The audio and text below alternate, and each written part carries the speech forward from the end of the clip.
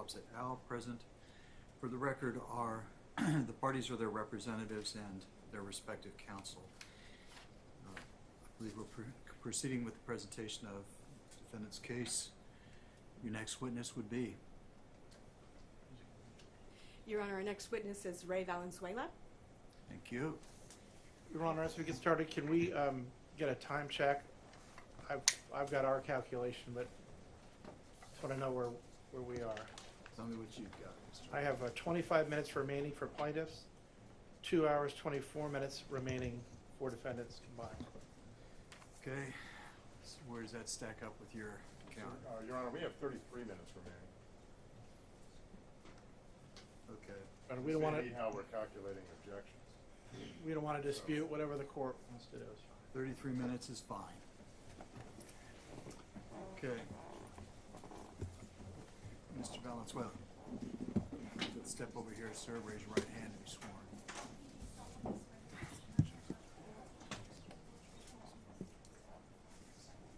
Sir, you'll make your way around to my right to the witness stand, please, and have a seat.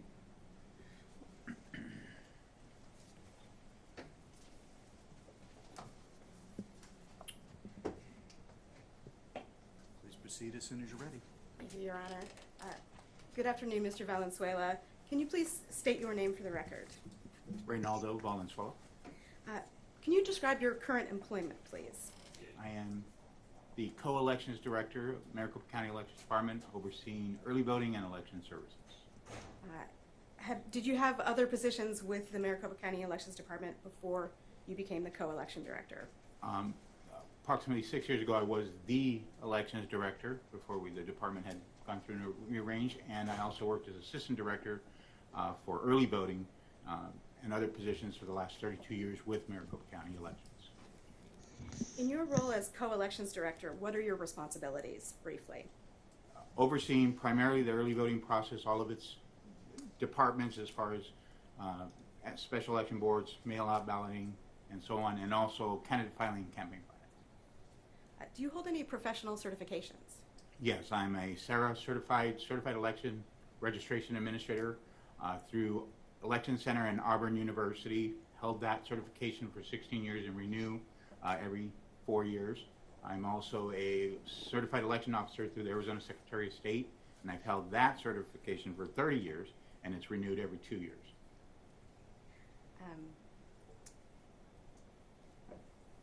Does Maricopa County's process for receiving and processing early ballot packets come within your responsibility? It is under my purview. And you may note that I just said early ballot packets. Can you explain why you call them packets and not ballots? Absolutely. So in our department, the early voting department, that is our preferred term, because I know a lot of folks, as far as lay folks, would say that ballot was inserted in the drop box, that ballot. And in fact, it's not the ballot, it's the packet that has to undergo scrutiny, verification, and validation. So our department, the early voting department, calls them packets because that's exactly what they are until they undergo that verification process to become a ballot that could be tabulated. So at the front end, how does a voter get an early ballot in the mail? So there's multiple ways a voter can get. Obviously, they can request to get it by mail. They can get it early in person. They can also get it election day. And there is that process, again, by which the mail process is probably the predominant process that most get early ballot. And when a voter receives a ballot by mail, how do you know that that's going to a registered voter? Well, early voting is reliant on the voter registration. Voter registration is a vetted process where the registered voter is verified through multiple statewide database that says that we check it against motor vehicles, we check it against INS, we check it against SSN, vital statistics, all of those things to come back. Once that voter's put on the registration rolls, we verify their address through sending them a return service requested registration card. But why I mention that is because then that vetted voter is put and eligible for a early ballot, which is then created utilizing that record and a specific unique piece ID that is created for every election for that particular voter for that early ballot pack. And does that piece ID appear on the affidavit envelope in which a person would return an early ballot to the county. It does. And what are the different ways that the county gets early ballots from voters? So Ballot packets. Ballot packets, yes. So the ballot packet itself can be dropped off at one of our drop-off locations, whether it's a standalone drop box, which we have two, one here in Mesa, one in our McTech facility, can drop it off on election day or in person at any time during the early voting in-person period, or can return it by mail. Before you ask the next question, I just noticed you speak quickly, Mr. Valenzuela. That may be a little bit difficult for the court reporter to follow. If you could just slow down slightly, sir. Yes, sir. Mr. Valenzuela, you just mentioned one of the ways that voters can return early ballot packets is by delivering them to vote centers or drop boxes. How do those ballots that have been delivered to a drop box or vote center during early voting, how does the county get those back to the central count facility? So we do have a courier process by which we assign two individuals of bipartisan differing parties, a DEM and a REP is it specifically, and those individuals will visit the site, whether it be a standalone drop box, a city clerk that is assigned to be a drop box only, and or an early voting in-person site, and those couriers would present themselves. They would, those bipartisan couriers, to the clerk, city town clerk, or the inspector at the polling place or vote center, and that they would begin that process of emptying that sealed blue box that is present for collection of those ballots or packets. Okay, and you said when you say emptying those boxes, that's emptying them at the site where the early voting site or at the drop box. That is correct. So they would if they have a process by which, and I can delineate it as short as possible, but it is a secure process where they're filling out logs, a early voting ballot transfer receipt that is documenting seals, documenting the transfer of those into a secure cage that is sealed and brought back to our McTech facility. And if we could bring up Exhibit 20.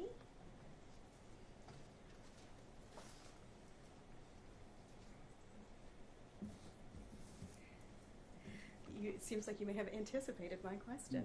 Is this document what you just described as the early voting transport statement? It is. And do these statements contain information about how many ballot packets the county received from the vote center or drop box?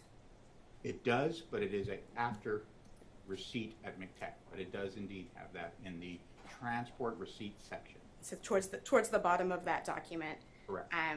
Where it says count of ballots in transport bin. Correct. At this time, Your Honor, I would move to admit Exhibit 20. Objection? No objection, Your Honor. 20 submitted.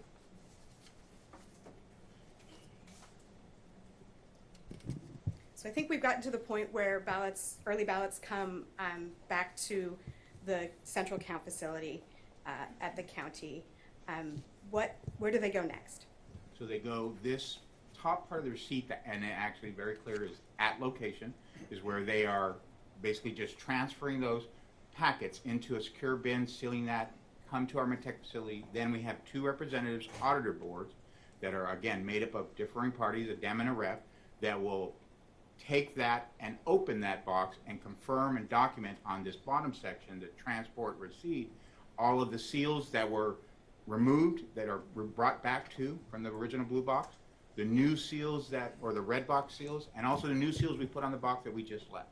It also will begin a process, because they're a smaller quantity, we do have a counting machine that we can run those packets through, and we will then process those and not shown here, but as an audit slip that we document how many of each packet we have received. There are three different types of packets: an in-person counter packet, which is a white envelope; a mail ballot, which an individual, we mailed it and they opted to deliver it, so it's a green envelope; and then we have voters that may have cast a provisional ballot. So there are 3 envelopes. They will take those bins, they will count those, they will document on there, count of ballots and transform bin, and they will ready them to then be commingled with several other boxes brought in and seal that for transport for an inbound scan process at Rumble. And just briefly, you mentioned the different colors of envelopes. On this form, next to the line where it says count of ballots, where it says 107G/31W, what does that mean?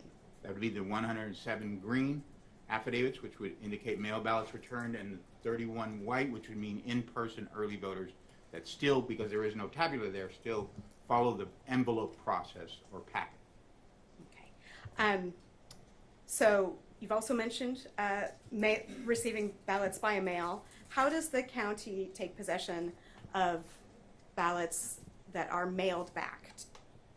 So the county has, with the United States Postal Service, an arrangement that they do not deliver to us. We actually must physically be present at their main processing distribution center and have access list of individuals from our offices that would be eligible for that secure facility entry.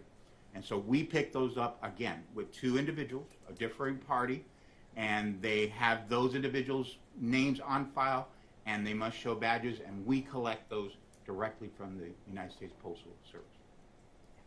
And when the county employees pick up the ballots from the United States Postal Service, how are they packaged?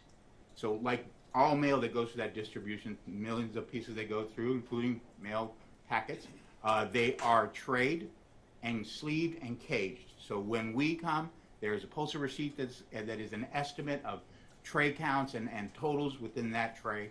And so they are delivered to us at the dock in those cages, trayed and approximately 30 trays per cage. So if we had 2 cages, we could have 60 trays with X amount of packets within them. And what do the county employees, where do they go next with those ballots when they leave the United States Postal Service facility on 48th and Washington? So those 2 couriers or pickup individuals will go straight to Rumbeck with that particular day's mail, whether it's several trays or several cages, depending on the turnout on that given day. And we then check in and transfer that. We complete a delivery receipt with Rumbeck and transfer those cages into their custody with our county protective services there on site. But they are taken to Rumbeck and transferred custody with chain of custody documentation. Okay, so at this point in the early ballot process, what services is Runbeck providing to the county when you drop those ballots off? Ballot packets. So those packets themselves, they undergo what is called an inbound scan.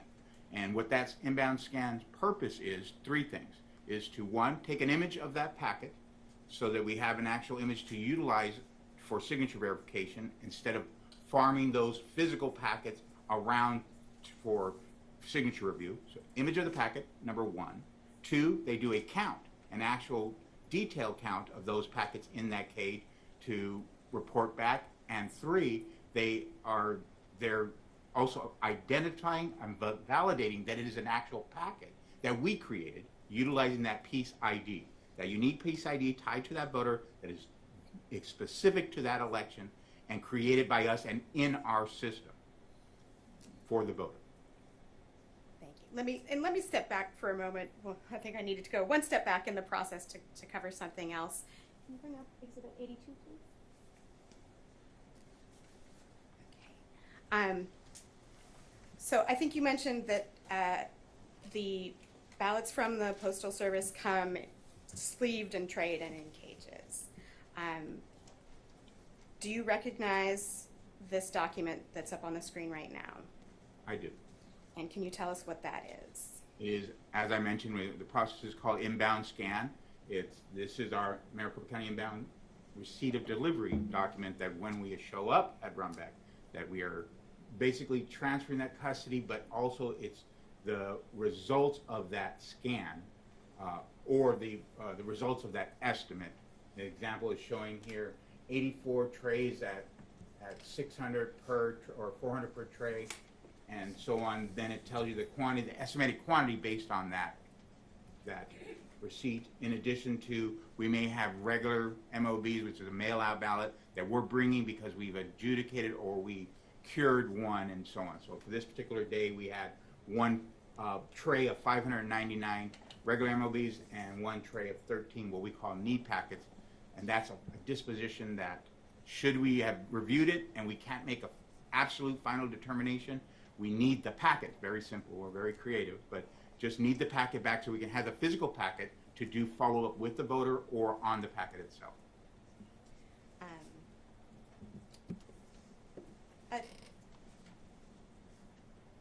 So we've mentioned that there are estimates when you receive the ballots from the USPS. Do you get an exact count of the ballots, the USPS ballots that are delivered to Runbeck when they scan them? Exactly. That is exactly the process, because there could be upwards of 10, hundreds of thousands that we can't count them at the dock. So we accept the tray count, the estimated weight count, as the post office provides to all vendors that pick up, and we then take it to that next detailed inbound scan count to get the exacting amount. Let's briefly talk about signature verification. I don't want to get into the details of the process, but why does the recorder do signature verification of early ballot affidavit envelopes? It is part of the process by which to prove identity. So obviously Arizona has a proof of identity. You go in person, you would provide photo ID. For a mail ballot, we don't request that you send your driver's license in, so that proof of identification is done through the signature verification on a signature exemplars on file, vetted signature exemplars, registration form, multiple registration forms that you may have on file. Also, past signature rosters. If maybe you're not an early voter, but you voted in person, we have all of those signature rosters and signatures, in addition to past EV affidavit, vetted EV affidavit signatures. As an example, I myself, in showing this, when we train, I have close to 32 different exemplars from all the times I voted and or registration forms. And just for the sake of clarity on the record, when you say EV affidavit, what does that mean? The EV affidavit is the packet that we speak of. It is, the packet has the attestation, and it has that I am who I am, and it has our unique piece ID printed and the voter's information. And EV stands for? Early voting. And it's what the general public commonly knows as the envelope. The green envelope if they get it by mail. Does every early ballot that the county eventually tabulates go through the signature verification process? 100%. They cannot make it to the next phase. There's multiple bipartisan phases in between. They can't make it to the processing phase, made up of bipartisan boards who are auditing that tray report that says we've made these good, we've made these bad, we've made these need packet, whatever it may be, but the good six to get to tabulation must be signature verified. And I have a piece of housekeeping. I think I did not ask to move the admission of Exhibit 82. Your Honor, I would at this time move admission of that exhibit. No objection, Your Honor. 82 submitted. Has the county ever authorized Runbeck to allow its employees to deliver their own early ballot packets directly to Runbeck? No. And are you aware of Runbeck allowing its employees to do so in the past? No.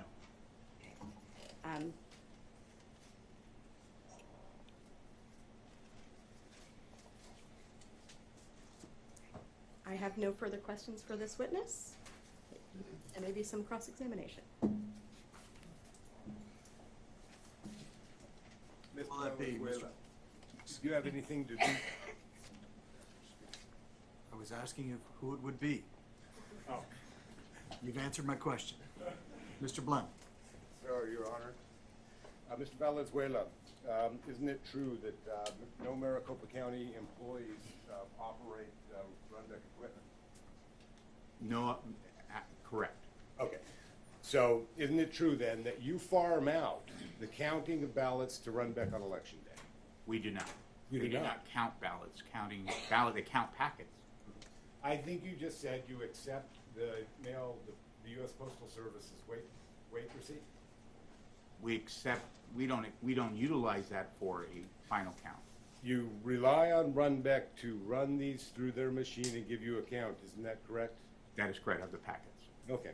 And the county does not run or operate Runbeck? It is a certified vendor that we have contract with. Okay. And Exhibit 80, that's just an inbound receipt of estimates, is that correct?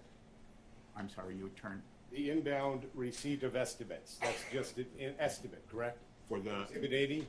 USPS packets. Who created Exhibit 80? Hold on.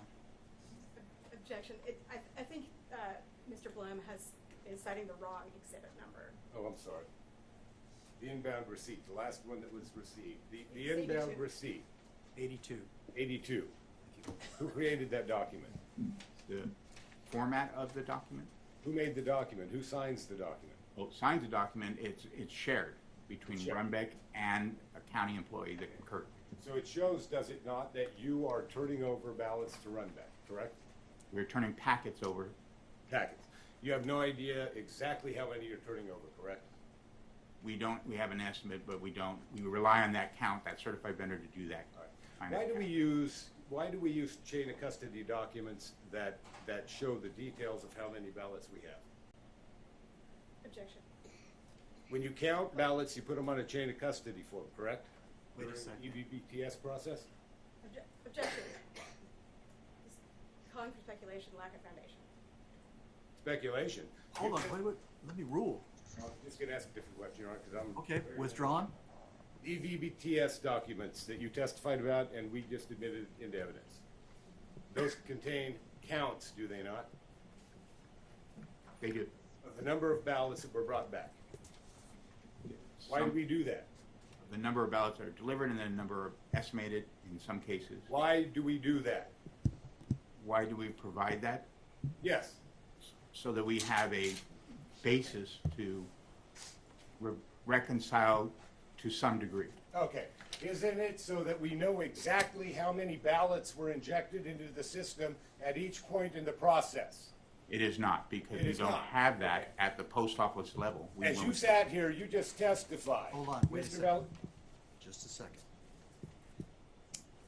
Let him finish answering. We only have one person speaking at a time, please. Okay? Sure. For the sake of my court reporter, okay, the record will look, if you've ever read a transcript, it has a bunch of dashes when people talk over themselves or each other, so please.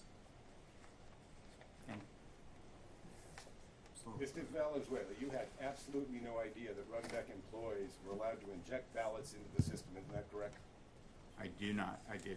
You had no idea. And isn't it true that you had no idea because you do not keep adequate documentation with regards to the number of ballots you receive on election day and give to Runbeck? Yes or no? It's a simple question. Objection, Your Honor. objection to what? Foundation, Mr. Valenzuela has not testified to regarding Election Day. If he's able to answer the question, I'm gonna let him answer. If he doesn't understand it, I'll have Mr. Blum rephrase it. So Are you in- if you can answer the question, sir, do so. If you cannot, tell us. Repeat, if you will.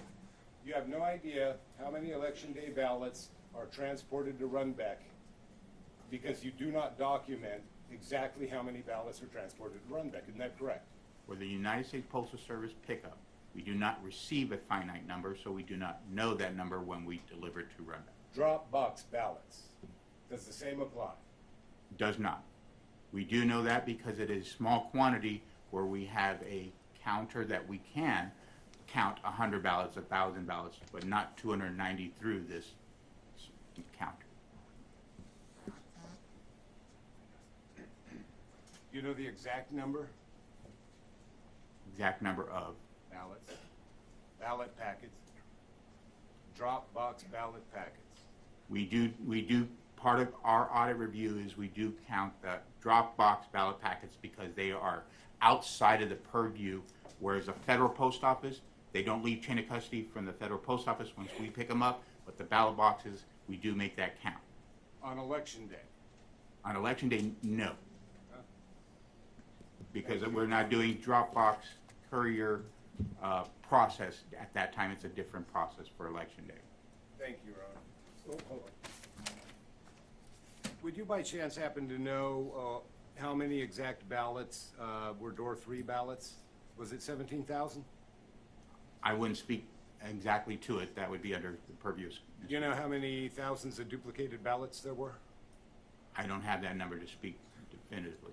Do you know how many spoiled ballots there were? I do not. Okay. Do you know how many ballots were rejected and not put in door 3, spoiled, duplicated, or otherwise? I have an estimate, but that's not under my purview as early votes. What's your estimate? For the, Okay, here's my question again very quickly, Mr. Valenzuela. How many ballots rejected and not put in door 3, spoiled, or duplicated? that I don't. I just know of the 17,000 number, which is a total of unread, not broken down. Thank you, Your Honor. No further questions. Thank you. Redirect. Briefly, Your Honor. Said I wasn't going to say that. Mr. Valenzuela, are election day operations and tabulation under your responsibility? They are not. And whose responsibility is over those two items? My co-director of elections, Mr. Scott Jarrett. Thank you. I have no further questions. Okay.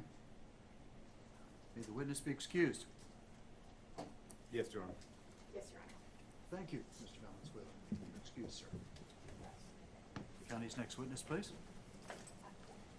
Your Honor, we call Scott Jarrett.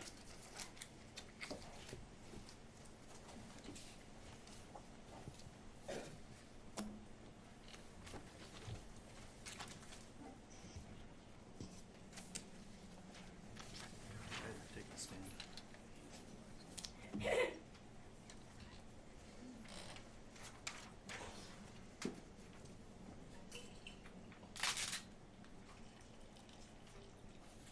Your Honor. Mr. Jarrett, you remain under oath from your previous appearance. Do you understand it, sir? Yes, I do, Your Honor. Thank you. You may proceed, counsel. Thank you. Good afternoon, Mr. Jarrett. Could you please state your name? Yep, Robert Scott Jarrett. And where do you currently work, Mr. Jarrett? I work for the Maricopa County Elections Department. What is your current position? So I am the co-director of the Elections Department. I oversee in-person voting and tabulation operations. How long have you held this position? I was appointed by the Board of Supervisors in 2019. And could you just briefly describe your job duties in that position? Yes, so I oversee all in-person voting operations, so that includes early in-person voting that I report up to the Maricopa County Recorder for. That does include drop boxes. I also then oversee in-person voting on Election Day, as well as, so that would be all the recruiting and training of poll workers, recruiting of temporary staff that work at McTech, or the Maricopa County Elections and Tabulation Center. And then I would also oversee warehouse operations, then all tabulation functions, including at the central count facility as well as at the voting locations. And what's your educational background? So I have a bachelor's degree in accounting from the Arizona State University. And what did you do before you were the co-elections director? So I was an internal auditor with Maricopa County, and then also had some time with the Maricopa County Community College District, auditing performance, auditing risk management, risk mitigation, as well as compliance audits. Okay. So we're just going to generally discuss how elections are conducted in Maricopa County on Election Day. To start, what was the total voter turnout in Maricopa County for the 2022 general election? So voter turnout was 64%, or 1,562,000 voters, or approximately there. Okay. And how did that compare to previous midterm elections? So it was one of the higher percentages. If you go back for several decades, all the way back to the 70s, it was actually the second highest as far as voter turnout. 2018 only exceeded it by a small percentage. And then even more recently, the average of the three midterm elections was about 54%, so that'd be 2018, 2014, and then 2010. So turnout in 2022 was about 10 percentage points higher. So we've talked about vote centers. Just briefly explain how the vote center model works. Yes, so a vote center model works is it allows a voter to vote at any location that Maricopa County is offering. We offered 223 vote centers in the 2022 November general election. That was an increase over the August primary, which we had 210. And it was also an increase over 2020, which we had 175 vote centers. So we're able to offer that option through our Sitebook check-in station. So that will confirm if a voter is registered, confirm that they've not voted previously, and then it will allow us, in conjunction with our ballot on demand technology, our printers, to print that specific ballot for that voter. Maricopa County, we have over 12,000 different ballot styles, so we cannot offer a vote center model without that ballot on demand technology. So, thank you. How does the elections department, well, actually, what's the average distance between vote centers? What was the average distance in the 2022 general? So we performed that calculation actually based off the August primary, where we had 210 vote centers, and that average distance was just under 2 miles per vote center, 1.98. We did add then those 13 additional vote centers for the general election. So that actually distance would be smaller, but I don't have that specific calculation.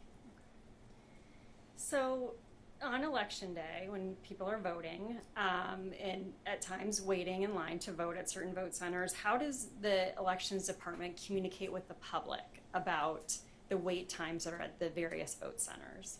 So when we're tracking this information through our site books, our poll workers are going and gathering the number of voters in line, and they will go count all the way to the end of those lines. They report that back to us through that site book. Then we post that information onto our website that is updated about every 15 minutes from every one of our voting locations. So voters will know when they're attempting or driving to a voting location, what is that wait time at that location. We advertise that through, so we had many different press conferences leading up to the election, informing voters to use that website. All in-person voters are also provided a sample ballot. And on that sample ballot, it directs voters to, it does provide their closest location, but also that they could go to the locations.maricopa.vote website to identify what are all their voting options and in-person voting locations. So, based on Maricopa County's calculations, well, let's start with you. You heard Dr. Mayer's testimony earlier today regarding his analysis of wait times. Is that right? That's correct. And did you agree with his description of the way that Maricopa County makes that calculation? So we make our calculation based off of how many voters are in line and how quickly they're able to check in to those voting locations. So that is how long it's taking them from the end of the line to be able to check in to then receive their ballot. And that's based off historical knowledge as well as the throughput, how many voters are getting through and checking in on a site book. And I think you heard, or I recall Dr. Mayer testifying about people's perceptions sometimes being incorrect about the length of time.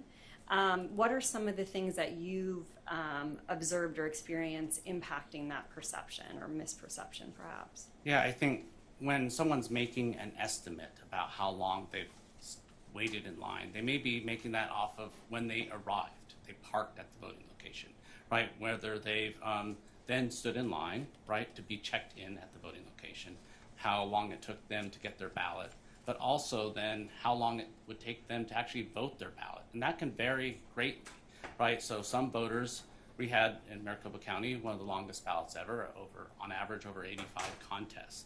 So some voters come in very, very prepared, right? They may even bring a sample ballot with them, and that can help them expedite and fill out that ballot much more quickly. Some voters may come in and they'll see the contest and they only want to vote a few. So that might only take them a minute or fewer to even complete that ballot. But then some voters, and this is we allow this. We encourage voters to be able to do this. We want them to be informed. So they will go get a publicity pamphlet, and they may investigate and read all the different information about each individual contest, and then make their decisions in that voting booth. For example, one day in early voting, we had a voter show up. Our voting location closed at 5. They showed up at about shortly before 4 p.m., and that voter didn't end up leaving the voting booth until close to 7 p.m. So they did not wait in any line to check in. They did not wait in any line to get their ballot printed out of that on-demand printer, but they spent several hours in the voting booth completing their ballot, then to put that into an affidavit envelope to be returned to the elections department.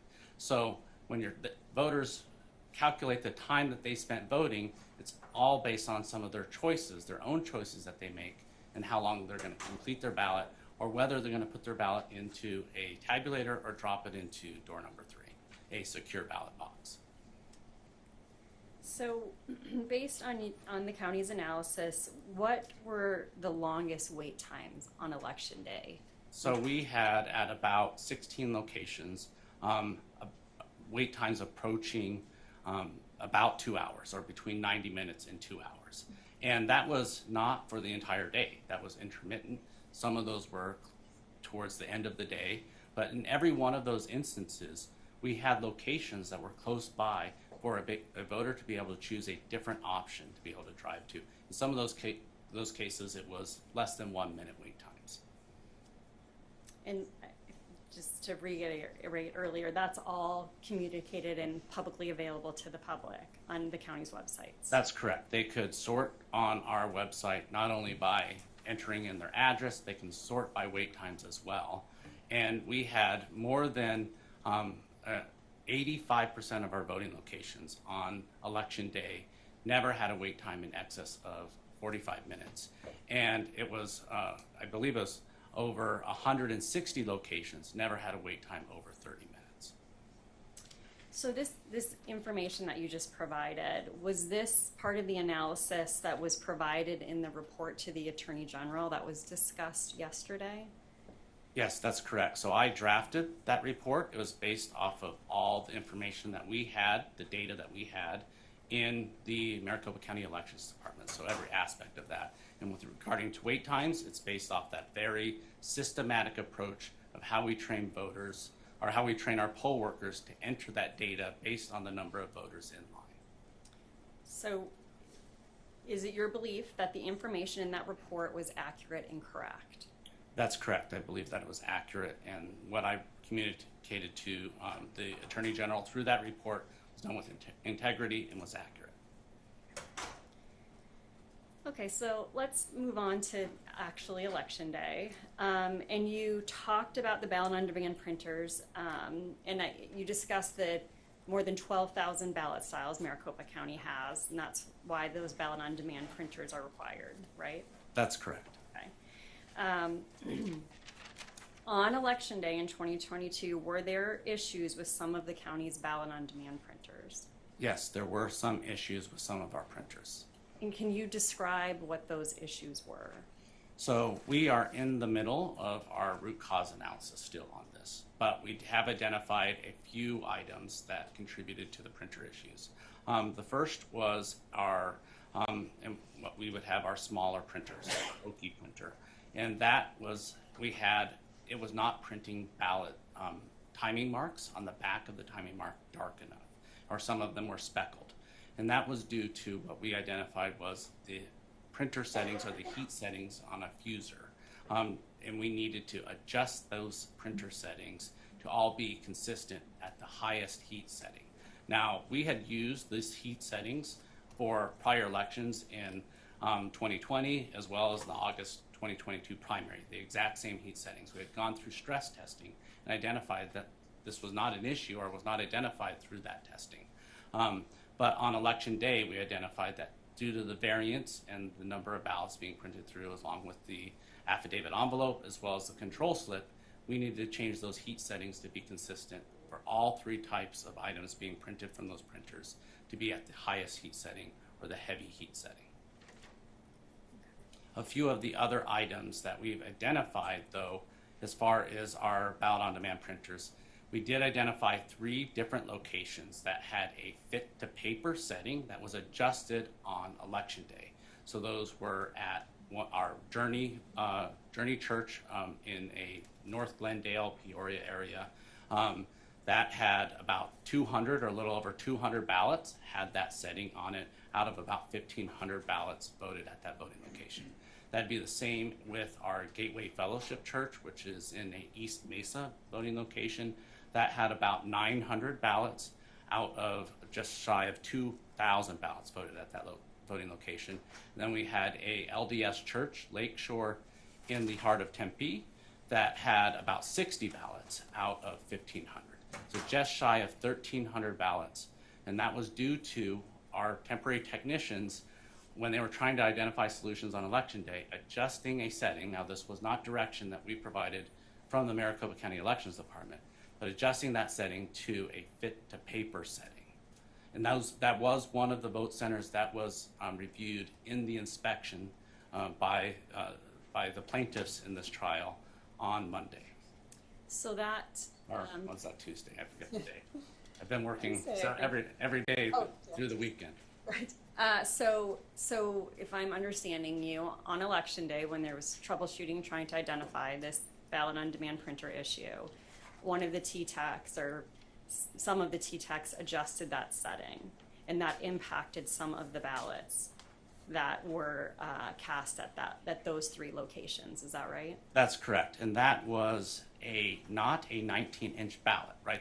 When that happens, it's a 20-inch ballot, a definition of a 20-inch ballot that's loaded on the laptop that is connected to the ballot on demand printer that gets printed onto then a 20-inch piece of paper, but because of the fit to paper setting, it actually shrinks the size of that ballot. And then that ballot would not be tabulated on site at the voting location, and it also could not be tabulated on site at Central County. So if it couldn't be tabulated at the voting location and at central count through the regular tabulators, what happened to those ballots? So those ballots came back to the central count facility, and then we had hired duplication boards, a bipartisan team, Republicans and Democrats, to duplicate that ballot. So they first affix a marrying number to that ballot. So that would then be able to identify that ballot back to then the ballot that gets duplicated on site at the elections department. So we can marry those 2 up, and all the votes get transferred to the duplicated ballot that gets counted and tabulated. So ultimately, all of those ballots were tabulated. That's correct. So just to sort of close the loop on this, there were heat settings that have been identified so far in your investigation. There were the T-Techs who had changed to the fit-to-page setting, and that impacted some of the ballots that were printed on election day. Were there any other issues that you discovered at this point that impacted the ability for some tabulators at vote centers to be able to read ballots that were cast on election day? Yeah, so there's a few other instances that we've identified. One is the use of a very thin writing utensil, such as a ballpoint pen, and then voters using check marks or X's. And that is because our precinct-based tabulators, or our vote center tabulators that are on site, they cannot read an ambiguous mark, right? So if a voter has an ambiguous mark on their ballot, the tabulator alerts the voter there is an ambiguous mark, right? And then that voter was given the option to either spoil that ballot and vote a new ballot, or to put that ballot into the secure door number 3, the drop box. So then that can be then returned to the elections department and duplicated.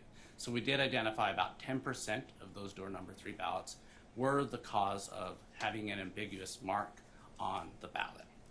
We also did identify in our door number 3 as well some early ballots that were inserted into that. So that is an indication that a voter took their early ballot out of the affidavit envelope, attempted to insert those into the vote center tabulator, which is not unusual. That happens every election.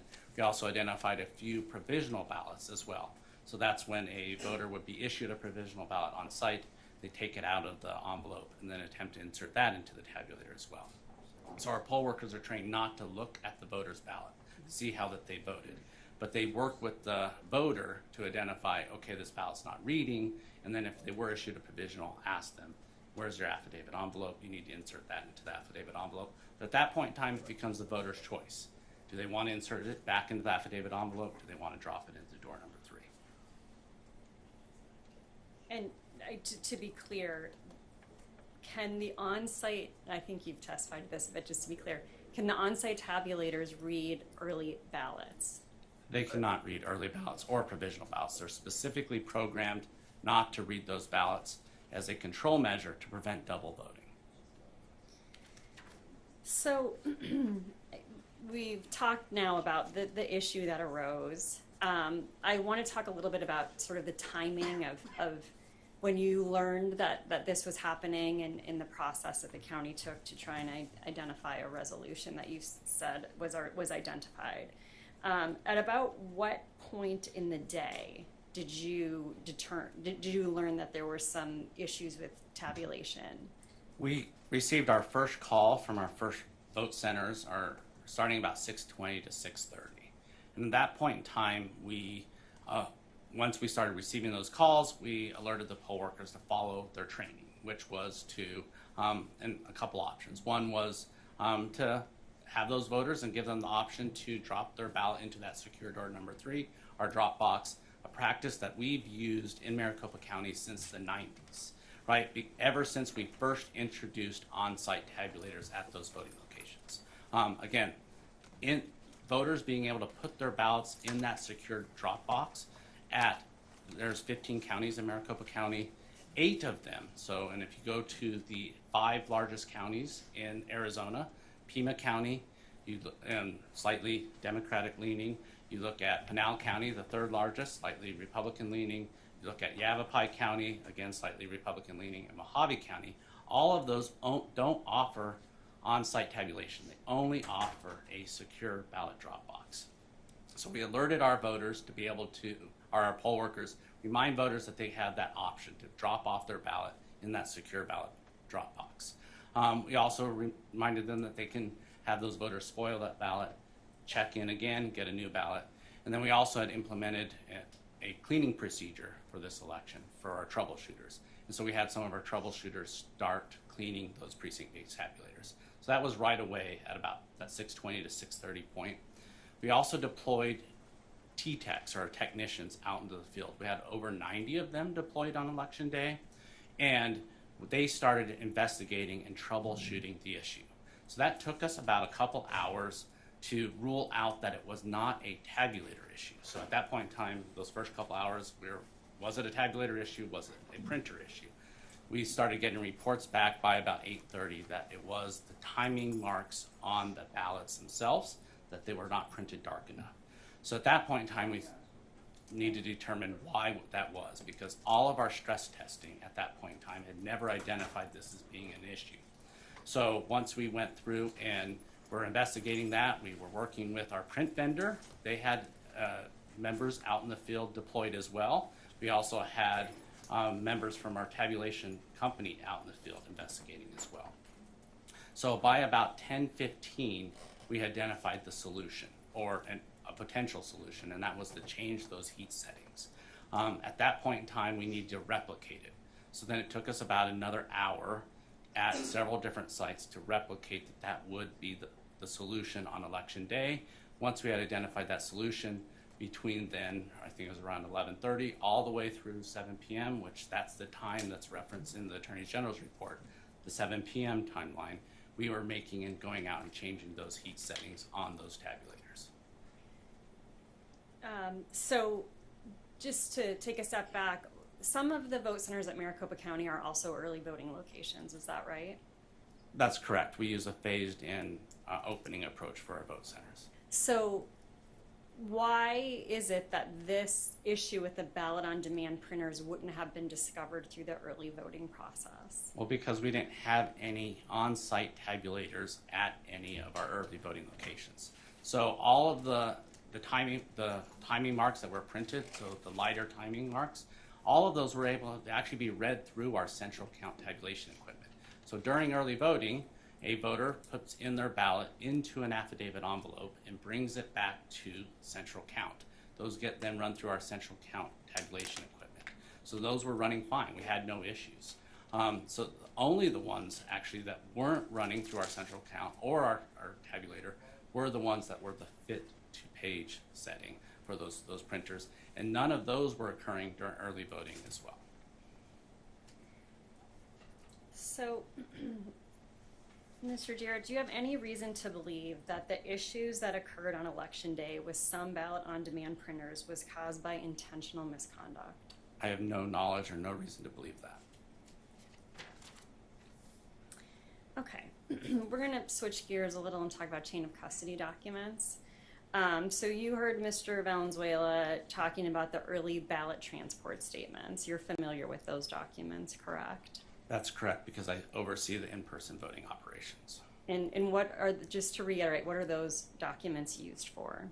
So those are used by our bipartisan courier teams to go out to vote centers and drop boxes used during early voting, the early voting period, all the way up until the day before Election Day, to retrieve early ballots that are in that affidavit envelope, and to document how they're transferred from those vote centers back to the central count tabulation center. So documents all the tamper evidence seals, who those individuals were, as well as once they get back to the central count facility, the count of the number of early ballots that were transported. So then that gets us to the day before Election Day, right? Let's talk about Election Day and the chain of custody documents that are used on Election Day. Could we pull up Plaintiff's Exhibit 85, please?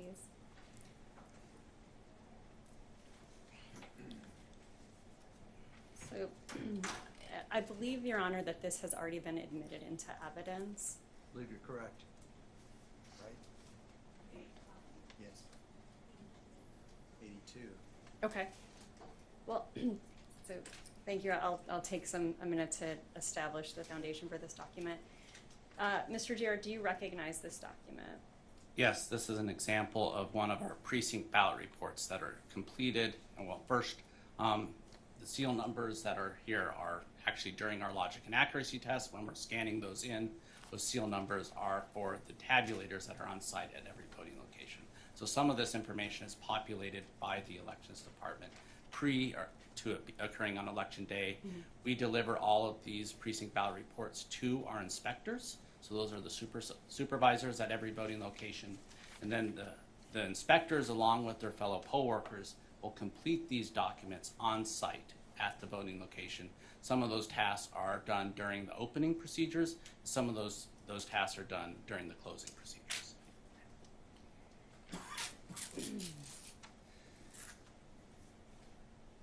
So let's walk through section by section what's on here. So you talked that the purpose of this is for the inspectors and some of the poll workers on Election Day to document what's occurred at that location. So what is the first section that's identified as opening polls? What information is provided in that section? Well, so I will say there is a name of the facility that was just higher up on the voting location. So each one of our facilities has this report that identifies the location in the facility. The next section talks about the tabulators in our accessible voting device. So this is to document that each door or port on that tabulator has a seal number affixed, right? Those seals were affixed by the elections department employees prior to or during the logic and accuracy test. And those are what the poll workers used to verify that those tabulators had not been tampered with between the time that the elections department affixed those seals and when the poll workers are opening up the voting location and opening the polls on Election Day. We also have information related to the accessible voting device. We have a lifetime counter that is being added to the right there, beginning lifetime counter under the accessible voting device. And then if there were any beginning total ballots printed, the accessible voting device is not widely used at all of our different voting locations. So it's not unusual for there not to have a ballot count on that next line, the beginning total ballots printed. And I think you said that the inspectors and the poll workers are completing these documents. What, just briefly, kind of training do the inspectors get prior to having that role at the vote centers on election day? So we go into in-depth, in-person training on this form for all of our poll workers on how to complete this, not only our inspectors, but it's covered through a PowerPoint presentation that goes through what are their responsibilities. We also provide a training manual that details exactly how this form should be completed. And then there's different checklists within our training manual for assignments on what the different poll workers and the roles that the poll workers play in completing this form. So there's 2 tabulators at every location, correct? That's correct. So they're We filling had 2 tabulators at every location except for one, which is our Gawker Village location, which is actually, to get there, we have to go through Pinal County, and it serves the Tohono O'odham Nation. So Every other vote center had 2 tabulators. thank you. So if we could scroll down a little further on the document.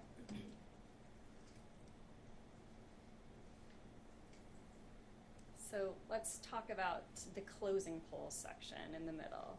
What information is provided in that section, and when is that? Well, let's start with what information is provided.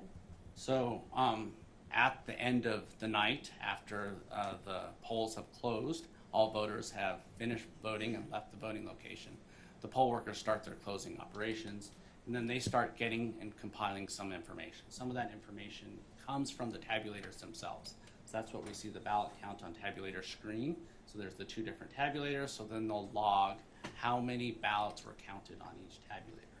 They'll then check off as they're performing some specific task, whether they've removed the memory cards.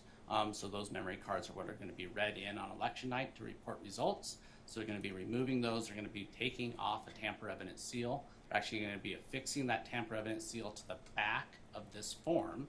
And then they're going to then take those memory cards, put them into what we call a bubble pack. That's going to be in a container so that those memory cards can be securely and safely transported back from the voting locations. After both memory cards from the 2 different tabulators on site are in those bubble packs, those are then affixed with a tamper evidence seal as well, which is logged here. And that, I believe, is the second or the next page of this exhibit. Under seals, is that what you're describing? That's correct. So they take the actual seal itself and then they'll fix it to the back of the form. So let's then move down to the bottom section. It says security seals. What information is being provided in that section? So here is where we're documenting the chain of custody of items being returned back from the voting location. So if they have a black bag, so those black canvas bags, those are what the poll workers use to return the voted ballots. So those live loose ballots that are not in an affidavit envelope. So they'll put those in a black canvas bag, then they'll affix a tamper evidence seal to those bags, and they'll log that information here. Now every voting location has 2 black bags that we issue to it.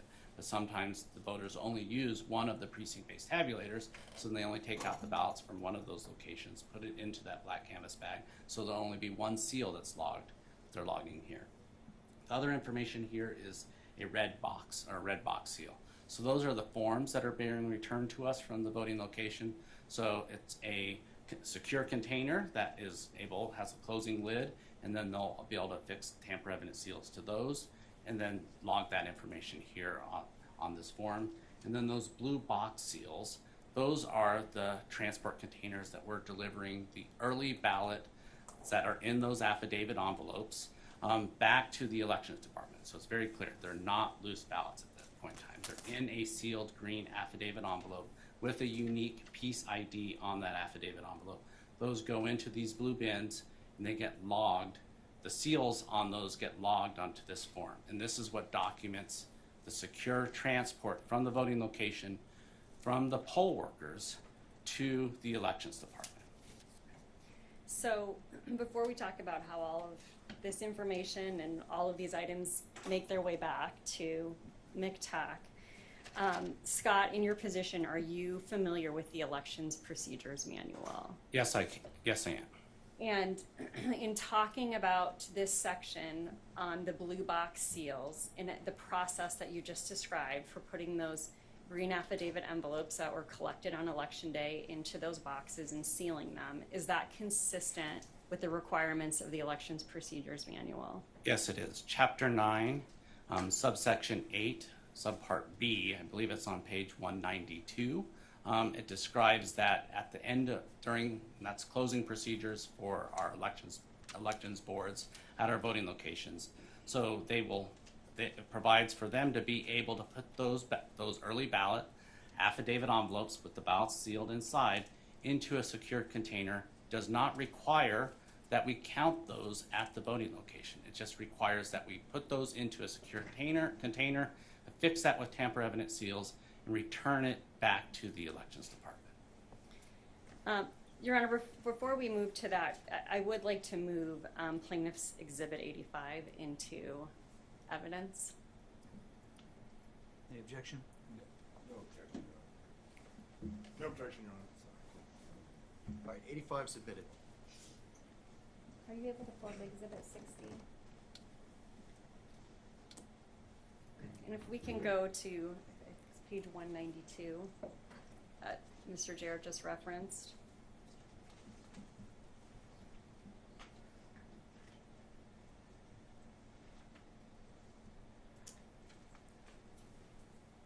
So, Mr. Jarrett, is this the section that you were referring to? That's correct. That subpart B, election board closeout duties. And if you go, so you can see that on the left, page 192, on the right, page 193, it's actually that bullet G, the number of early ballots received by the voting location. So it asked that we document that on the, what we call our precinct ballot report, unless the ballots are transported in a secure, sealed transport container to the central county place. And that's the practice of Maricopa County. That's correct. So once the form is completed, what happens next with the items that are documented on there and the forms? So those secure containers will then be transported one of two ways. One will be by the poll workers directly to McTech, our central counting facility, if it's one of the locations that's close by the central counting facility. So most of those are within central Phoenix. If it is a more remote location, then we set up a receiving site that has sheriff deputies on site. We have bipartisan teams. We have truck drivers at those voting locations. So, and then those would be receiving sites where the poll workers then will deliver all the items, including the ballots, those loose ballots that are in a black canvas bag that are sealed, the memory cards, the red transport containers, and the blue transport containers. Once those arrive on site, we have bipartisan teams filling out chain of custody documents, receiving all of those items, so documenting them coming into that receiving site. We're also then, for the first time now, scanning those items. So all those tamper evident seals have a little barcode that can be scanned. So we're scanning all of those items as they're coming in from the voting location to the receiving site. They get loaded up, so all of the different receiving sites that are close by. So if we have one like at Surprise City Hall, all the voting locations that are close by Surprise City Hall drive there, deliver their items. Those will then be escorted from 2 different patrol deputies from the Maricopa County Sheriff's Office, those trucks, all the way back to McTech. Once they arrive back at McTech, we're then scanning in all of those seals again, documenting that transfer of chain of custody from the truck drivers to McTech. Then once all of those seals are scanned, then for those early ballots that are in those blue transport containers, we send them through our bipartisan teams, which we call our blue line. So that's where those seals will finally be broken once they get to the elections department. And then we will begin sorting them. So what will be in there are green affidavit envelopes, so those would be any of the early ballot drop-offs. There could be some of those white envelopes, those counter ballots that were still there from the night before, so on that Monday, during emergency voting, if voters had participated. Or there could be provisional ballots in all of those. So that blue line team is now sorting those into different mail trays by ballot type. So, and then those will then be going into secure cages.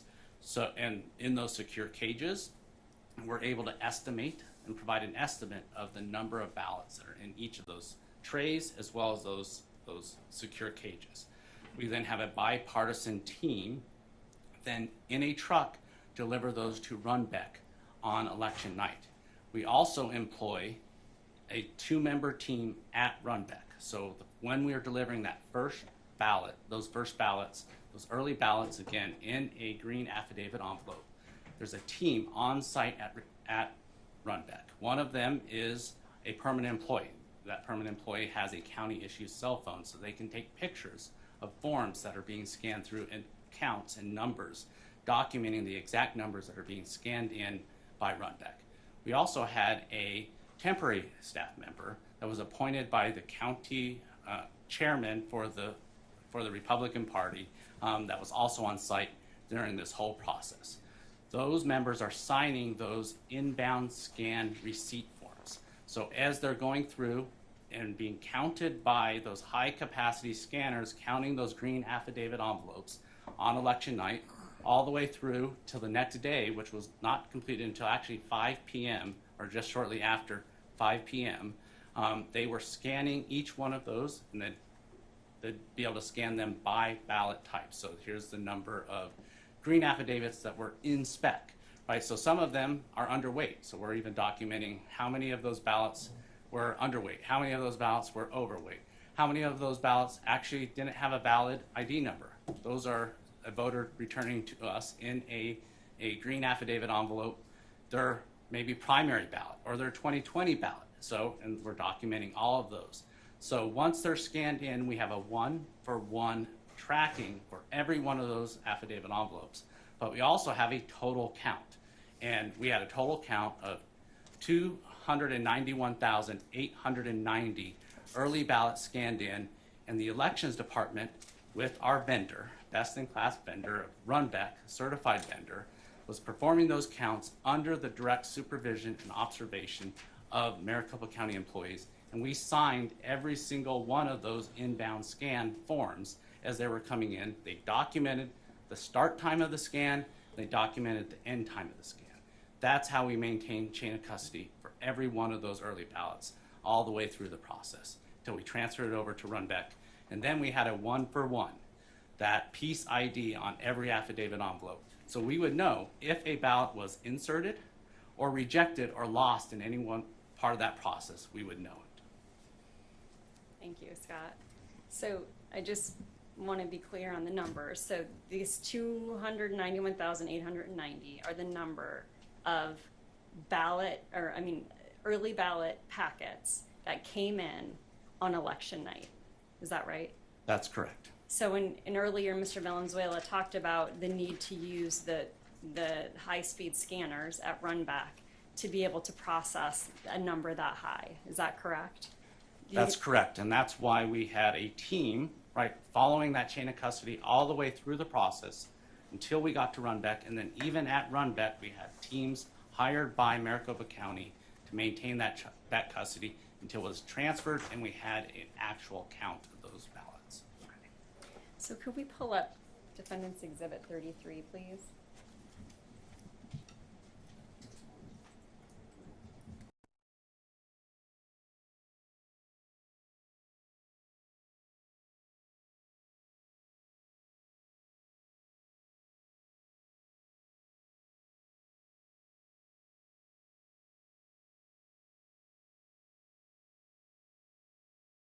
That's completed, and then you can see, and not in the best image quality, but you can see right under where you can see the grid or the boxes, there's some staff member signatures that are being signed right there. And those are the Maricopa County employees.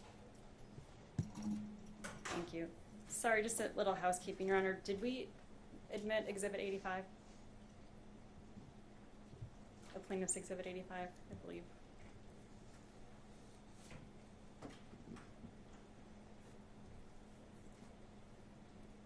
Today? Okay. Just now. Today, yes, it was. Yep, that's okay. Okay, sorry, Scott.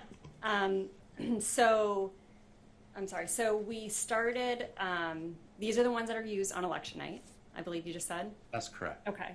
So let's talk about the information that's documented on here, starting at the top. So it will be identifying the date and the operator at Runbeck that's running their equipment, right? And then we have an election number that's assigned for every election. So that's documented at the very top of this. The next items are going to be the batch ID that's assigned by Runbeck. That's being scanned through their inbound scan equipment. And then the next pieces of information start counting the number of green affidavit envelopes that are being scanned in through their equipment. So the inbound scan here, it's showing there's 9,940 inbound scanned green affidavit envelopes. It also then will show the number of provisionals, and here I can't read it on this equipment because of the image quality. It will also show the number of early ballot affidavit envelopes that are overweight. So that could be that the voter kept the instructions in that green affidavit envelope. It'll show then the number of green affidavit envelopes that are underweight. So maybe that's an empty affidavit envelope, or maybe the ballot's damaged inside and it's not a complete ballot. It also showed then the number of ballots that didn't have or had an invalid ID. So those are potentially the green affidavit envelopes that are from the primary election, right? Or then if it's unreadable. So there are some times where there's a damaged green affidavit envelope, or that affidavit envelope can't be read. So we're taking that image, and those will go through special handling, turned over to the recorder's office and the early voting team to document that transfer of custody. And I think you testified before that at all times of this process, from when these are taken out of the blue bins, placed into the trays, into the cages, transported to Runback, that is all done under the observation of Maricopa County permanent employees. Is that right? That's correct. Okay. And so if you look at this document, again, it's hard to see it on here, but where do you see that the county employees have signed off and verified the information on here? So it's those signatures just below that grid, and you can see two different signatures. One of those is one of our permanent employees, and one of those was then that temporary employees. And by the way, it was a Democrat and a Republican there, so that we had that bipartisan representation as well. And then our permanent employee with their county issued cell phone, after each one of these were scanned in, they would take a picture of that, and then they sent that via email to me, Mr. Valenzuela, and a few of the other election directors, our assistant election directors within. So we had then an accounting for these via image as well. And just to be clear, the temporary employee that you referred to was appointed by The county Republican chair for the Maricopa County Republican Party. Okay, thank you. And then once this process is completed, then these go, am I correct that these go through then the signature verification process like Mr. Valenzuela described in his testimony? Is that right? That's correct. So these ballots would then be secured and stored in a vault. Right under them, we have a security guard on site, a Maricopa County employee, security guard on site for 24 hours a day. And then once they are completed the signature verification process, then they won't be transferred back to the county until that's completed. And all of those are documented through those forms that Mr. Valenzuela went through. Thank you. Your Honor, I'd like to move Defendant's Exhibit 33 into evidence, please. Any objection? No, Your Honor. 33 is admitted. All right, one last point, Scott. I during the course of this process, we've heard discussion of the 275,000 plus estimate that was made after voting was completed on Election Day. Can you explain how that number, how that estimate gets made on Election night? So those were based off all those green affidavit envelopes coming back through those blue transport bins that we broke the tamper evidence seals on, and then taking those out and organizing them into those mail trays. So at that point, it's just an estimate. And so then Mr. Recorder, Richard, he made an estimate early in the day following Election Day on 11/9, the day after. We had not finished our scanning in process. That wasn't completed till much later in the evening, just shortly after 5 p.m., when we had that full accounting for all those 290,000 early ballots. So that estimate was released earlier in the day to just give an indication of there was going to be 275,000 plus early ballots that still needed to be counted. Thank you, Scott. One moment. All right. Thank you, Your Honor.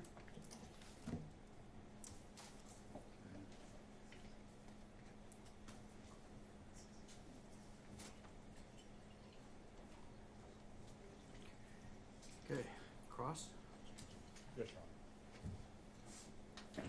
Mr. Jarrett, you recall your testimony yesterday? Yes, I do. And yesterday you testified that a 19-inch ballot image being imprinted on a 20-inch ballot did not happen in the 2022 general election. Did you recall that? Yes, I recall that there was not a 19 ballot definition in the 2022 general election. But that wasn't my question, sir. I asked you specifically about a 19-inch ballot image being imprinted on a 20-inch piece of paper. So are you changing your testimony now with respect to that? No, I'm not. I don't know the exact measurements of a fit to paper printing. I know that it just creates a slightly smaller image of a 20-inch image on a 20-inch paper ballot. Slightly smaller image. How come you didn't mention that yesterday? I wasn't asked about that. Well, I was asking you, is 19 inches smaller than 20 inches? It is, isn't it? Sure. Yes. So when I said, asked you questions about a 19-inch ballot image being imprinted on a 20-inch piece of paper, and you denied that that happened in the 2022 general election, did you not think it would be relevant to say, hey, by the way, there was this fin-to-print image issue that we discovered? Your Honor, I object.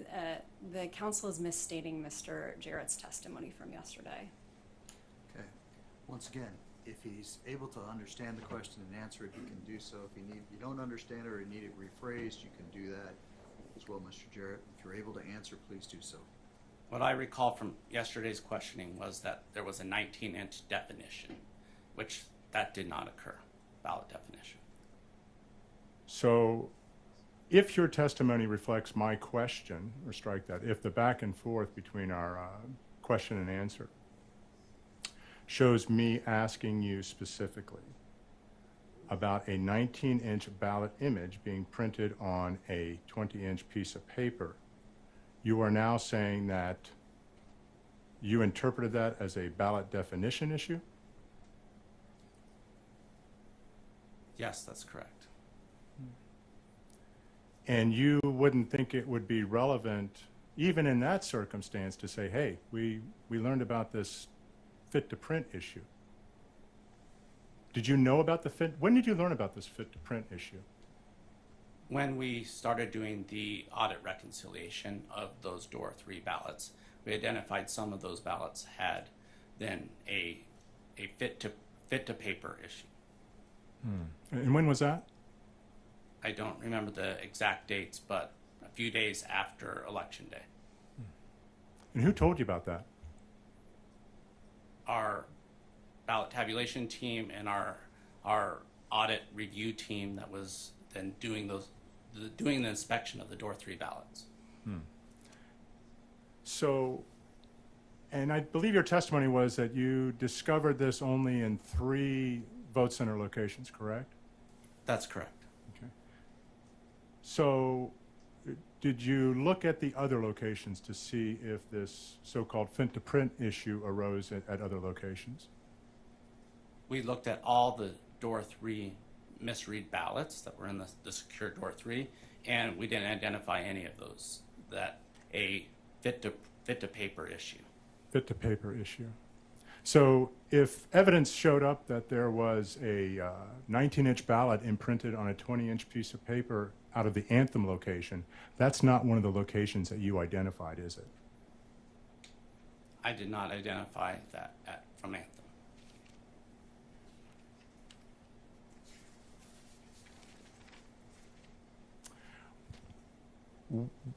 When did this so-called adjustment to the printer settings happen on election day that gave rise to this fit-to-print issue?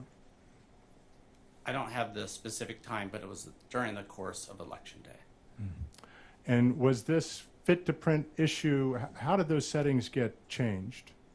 Was it at the direction of somebody from Maricopa or just somebody on their own doing it? It was not at the direction of anyone from Maricopa County. So was the change in the settings in response to tabulator issues? So we believe, at least at one of the sites, one of the technicians was attempting to troubleshoot and then made that change. So if other sites, if the tabulator issues arose immediately before any technician made any changes to the print settings, then your theory of a fit-to-print issue would not be correct. Yes? No, I disagree. So when would the changes to the printer settings have been made?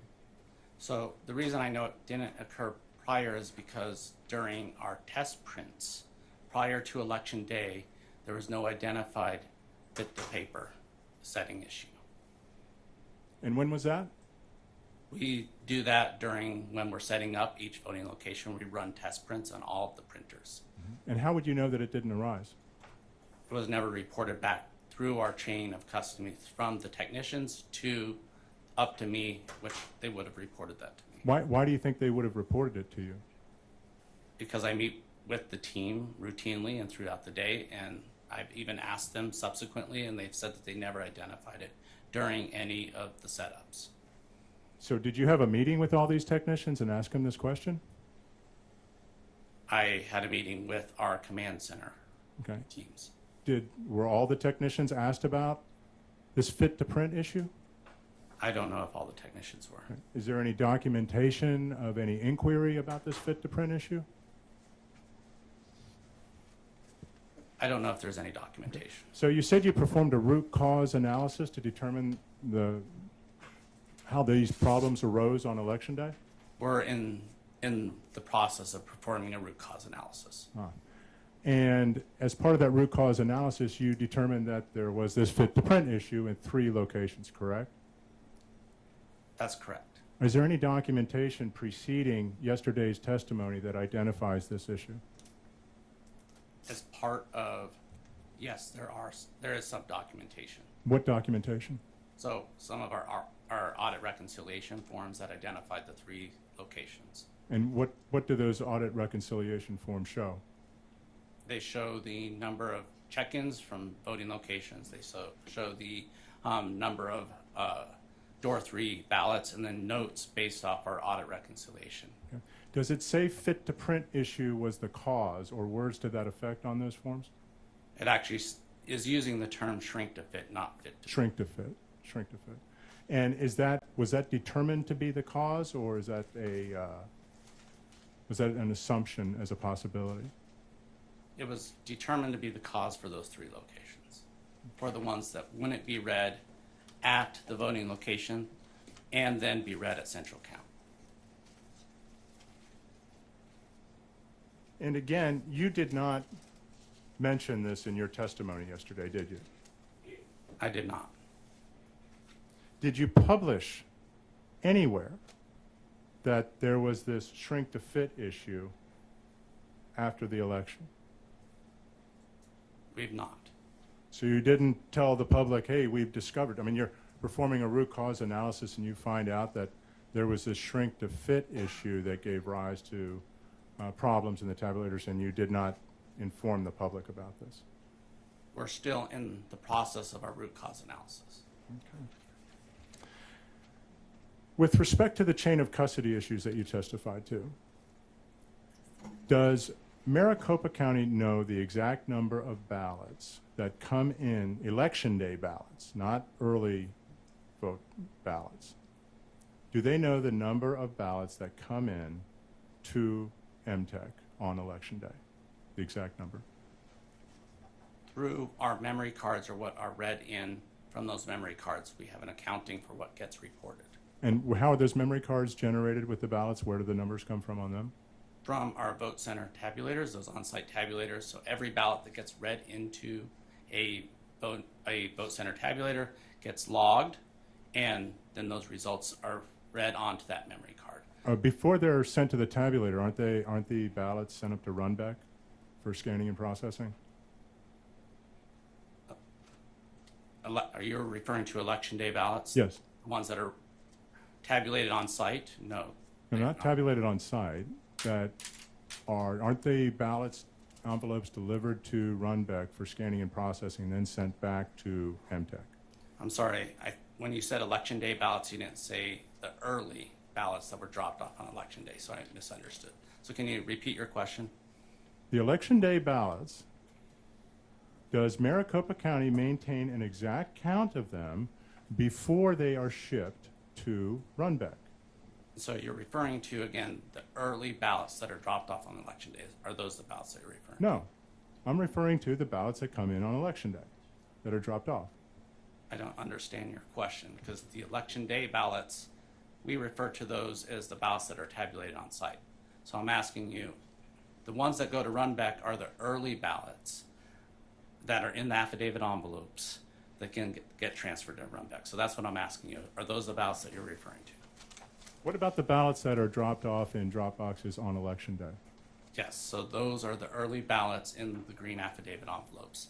Those go to Runback to be counted by and then we have a team on site when that counting happens. So Maricopa does not maintain an exact count of those ballots prior to them being transferred to Runback.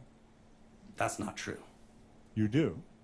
because we have employees on site that entire time On site where? at Runback. So why would somebody from MTech strike that?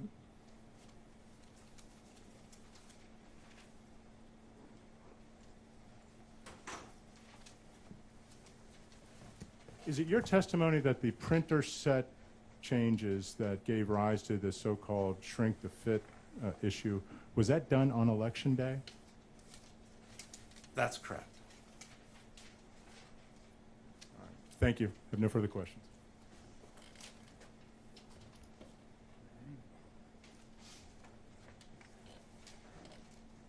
Thank you, Your Honor. I have just a couple of questions.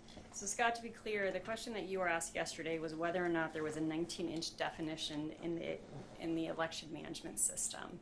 Is that correct? That's correct. The record will speak for itself in terms of what question he was asking, whether it was asked with the question of the definition. Fair.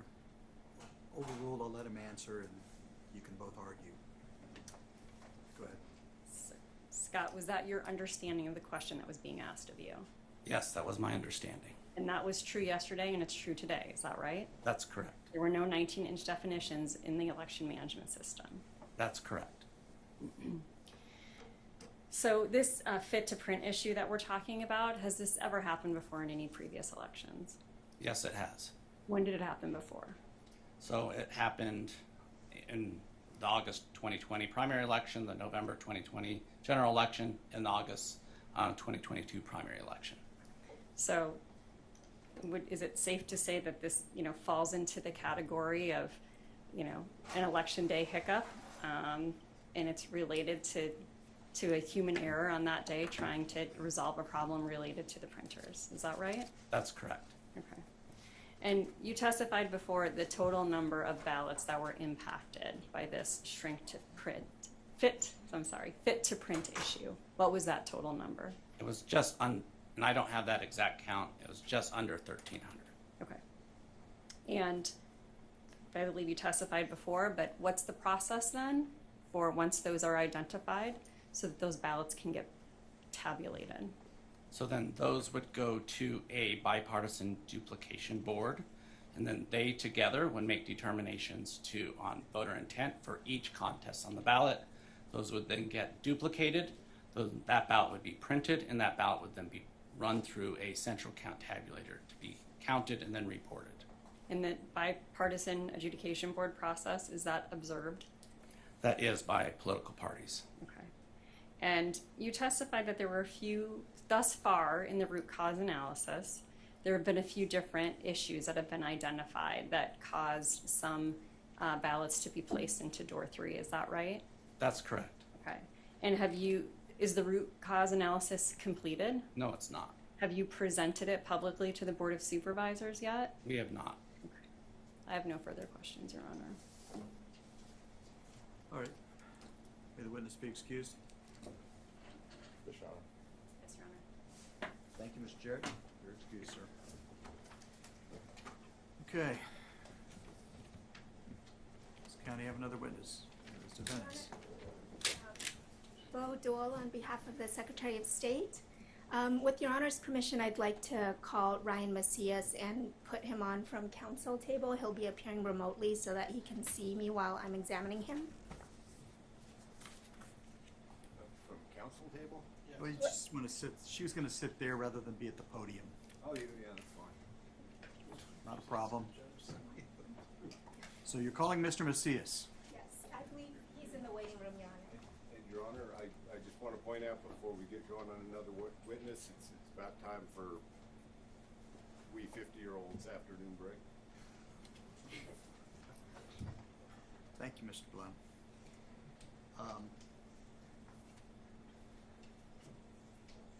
Whether in good shape or not on time, we'll take the 15 minutes right now. Thank you. So we'll come back here at 10 till. All right. Well, hold on a second.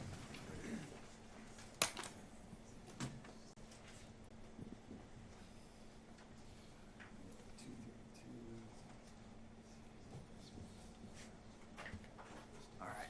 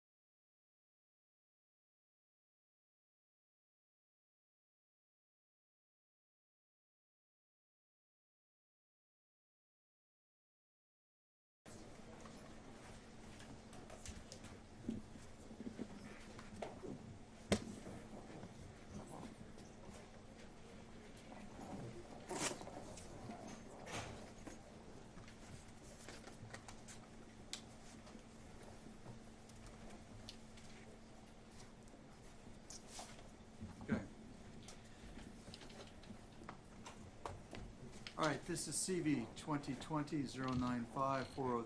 This is Lake versus Hobbs et al. We are continuing on the record, and we have the parties and the representatives present and their respective counsel. I believe the defendants were calling Mr. Macias as a witness. Mr. Macias, can you raise your right hand to be sworn in, sir? You do solemnly swear the testimony you're about to give will be the truth, the whole truth, and nothing but the truth, so help you God? I do. Thank you. Go ahead and proceed. Your Honor, before we get started, I just want to let Your Honor know for planning purposes that this will be the defense's last witness. Good afternoon, Mr. Macias. Please state your full name for the record. Ryan Macias. Thank you for being here, Mr. Macias. Will you please describe your current work and profession? Yes, I am a subject matter expert consultant in election technology, election infrastructure, elections administration, as well as voting systems and other areas of critical infrastructure. I have worked in the healthcare field, the space sector, information and communication technologies, and other areas of critical infrastructure as well. To whom do you provide your election technology and security consulting services? Yes, my typical clients are government entities, what we call federal, state, local, territorial, and tribal government entities. And I have also done work, like I said, outside with federally funded research and development centers. So these are entities that are funded through the federal government, but are organizations outside. And how many states across the U.S. have you worked with on election matters?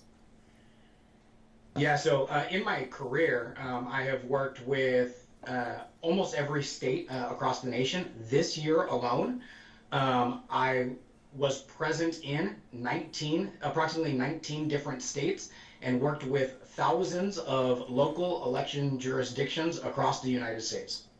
Your Honor, may I interject really quickly? It would appear to me that Mr. Macias is reading from something that we're not privy to. He keeps looking to the side as if he's reading something, Your Honor, and if he is, we would like to know what it is. I can do that. Mr. Macias, when you testify, you need to testify from your own, Yes. Without referring to something. If you need to refer to something, you can tell us you need to, and then look. Are you looking at something?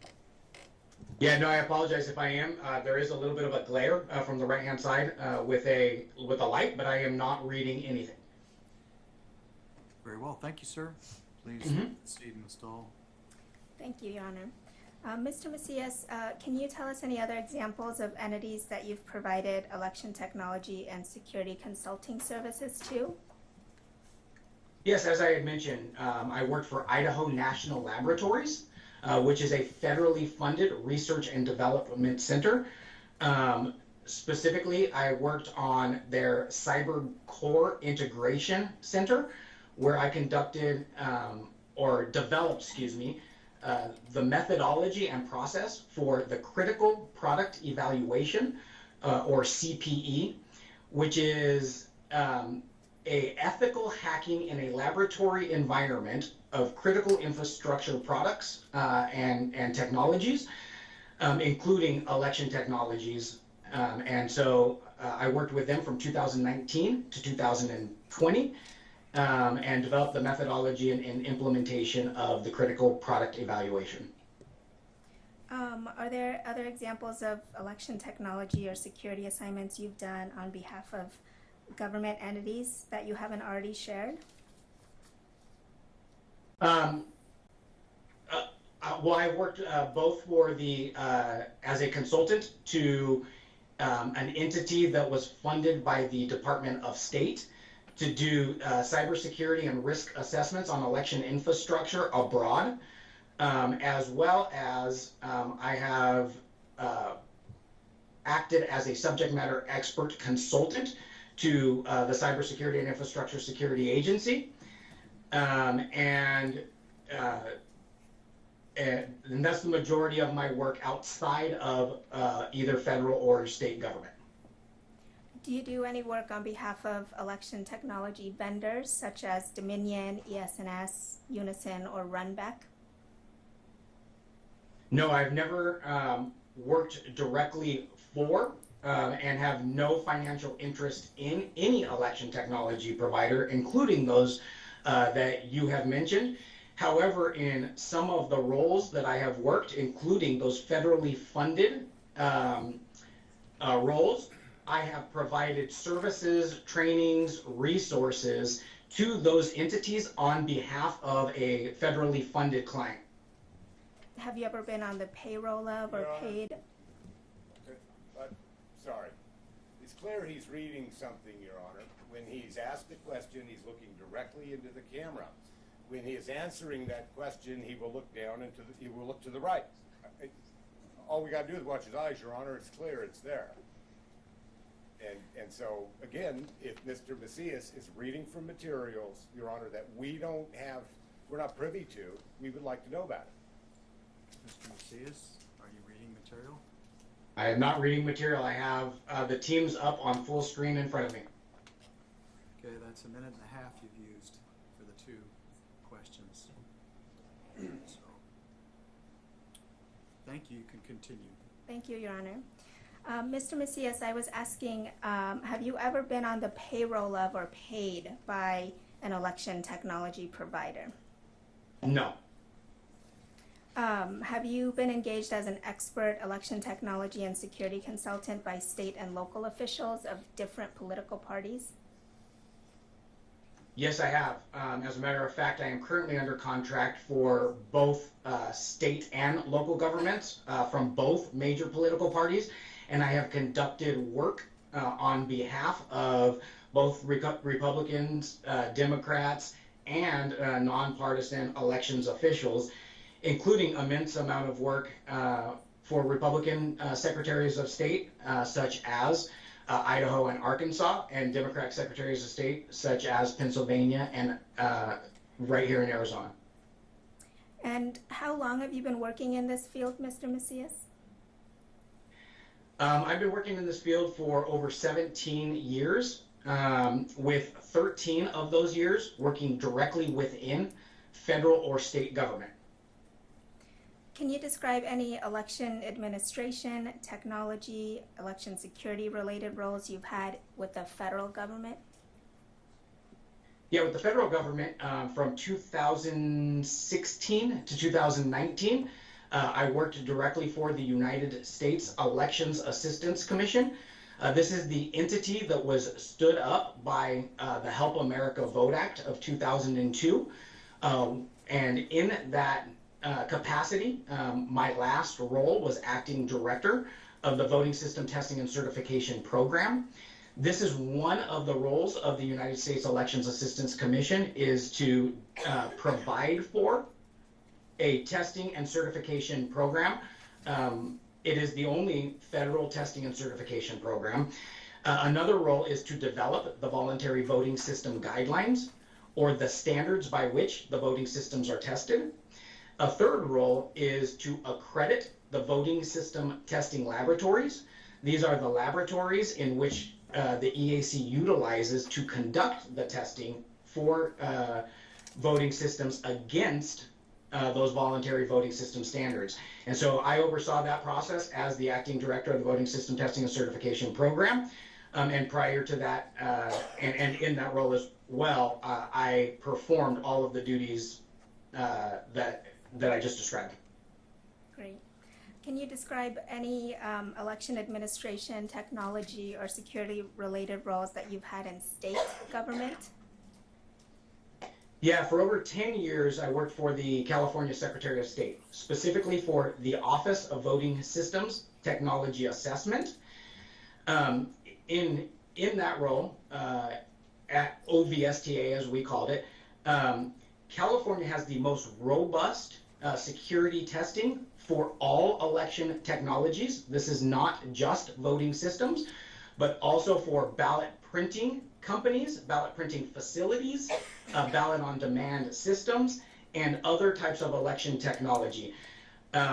Also in that role, I was appointed by then Secretary of State Alex Padilla to be the California representative to the United States Elections Assistance Commission's Standards Board, which is a Federal Advisory Committee Act, or FACA, board established by the Help America Vote Act as well. Have you done election-specific work in Arizona? Yes, I've done a lot of work here in Arizona, including providing an advisory role on the voting system testing and certification program, along with their election equipment advisory board. I have also, in 2021, I was named by Secretary Hobbs to be one of her expert observers for this State Senate review of Maricopa County's voting technology as well as ballots, which confirmed the results of the 2020 election in Maricopa County as tabulated by the Dominion Democracy Suite 5.5B voting system. I have also conducted logic and accuracy testing. I was hired to perform logic and accuracy testing for the 2022 election cycle, where I performed and worked with the state in developing the methodology for performing those tasks on the logic and accuracy in 13 of the 15 counties in Arizona for the August primary election. Before testifying today, Mr. Macias, did you provide a current copy of your resume or your CV to me? Yes, I did. Can we pull up Exhibit 17?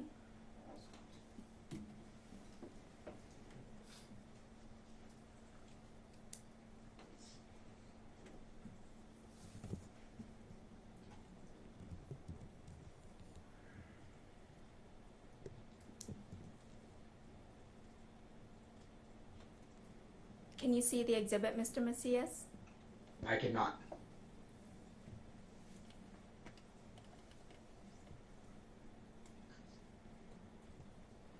Yes, I can now. You take a minute to look at it and then let me know if this is a true and correct copy of your CV that was provided to me. Yes, it's hard to read, but it does look like the copy I provided to you. You prepared this document, correct? That is correct. And does it include your experience and expertise relating to election administration, election technology, and election security that you just testified about? That is correct. And does it also include a listing of the legal cases in which you've testified as an expert on these issues? That is correct. And courts have relied on you as an expert witness on election procedures, election technology, and election security? That is correct. Your Honor, I'd like to move Exhibit 17 into evidence. No objection, Your Honor. No objection? No objection, Your Honor. Okay, 17's admitted. Thank you. Mr. Macias, what experience, if any, do you have with the election management system that Maricopa County uses? Yeah, so as I previously stated, I actually have a lot of experience not just with the election management system, which is one component of the Dominion Democracy Suite 5.5B voting system, but I have experience in the entire system testing the Dominion Democracy Suite 5.5B.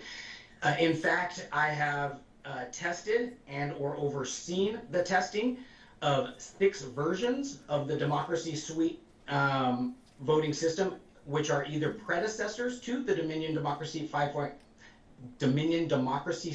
5.5B voting system and or a derivative thereof. Based on your experience with voting systems, including the EMS, the election management system, which I'll refer to as the EMS, can you please describe to the court the functions of Maricopa County's EMS in producing a ballot? Yeah, so the election management system, specifically Election Event Designer, EED, which is an application of the election management system, does what we call, it generates ballot definitions and creates ballot styles. A ballot style is a unique list of candidates and contests for a given voter based on the jurisdictions in which they live. So myself, if I lived in a city within a county, I am going to have a list of candidates and contests. A friend of mine who may live in the same county but in a different city may have a different mayor, and therefore they would have a different ballot style.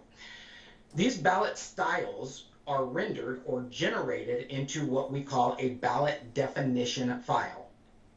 These ballot definition files are used to program the voting system, but they are also used to generate what we call a ballot PDF, or a PDF file that contains all of the ballot styles within the election definition. These ballot PDFs are then utilized to print the ballots, both early ballots and election day ballots. The ballot definition files are sent to the printers to be printed on commercial print presses, as well as uploaded onto the ballot on demand printers to print early and in-person early and election day ballots as well. So again, as it pertains to ballot printing, the EMS solely generates a set of files to be used either on other portions of the voting system or on other election technologies such as a ballot on demand technology. That's a good transition. So I'll shift from the EMS to the ballot on demand printers. What experience, if any, do you have with Maricopa's ballot on demand printing technology? Yeah, so Maricopa County uses what is called Cintio ballot on demand system. As I had previously stated, when I worked for the state of California, California was the first in the nation to certify ballot on demand printers. One of which that I had tested and overseen the certification of was the Cintio ballot on demand technology. I have also worked with, tested, and or certified or overseen the certification of all three major providers of ballot on demand technology. And Mr. Macias, just to clarify, when you say that you worked on certifying the ballot on demand printer in California, that's under California state law requirement, not federal law requirements or Arizona law requirement, correct? That is correct. Yeah, so as I had stated, this was in my role as a California entity. I was certifying on behalf of and for use in the state of California. Okay, can you tell us what comprises a ballot on demand system? Yeah, so generally a ballot on demand system is a standalone system.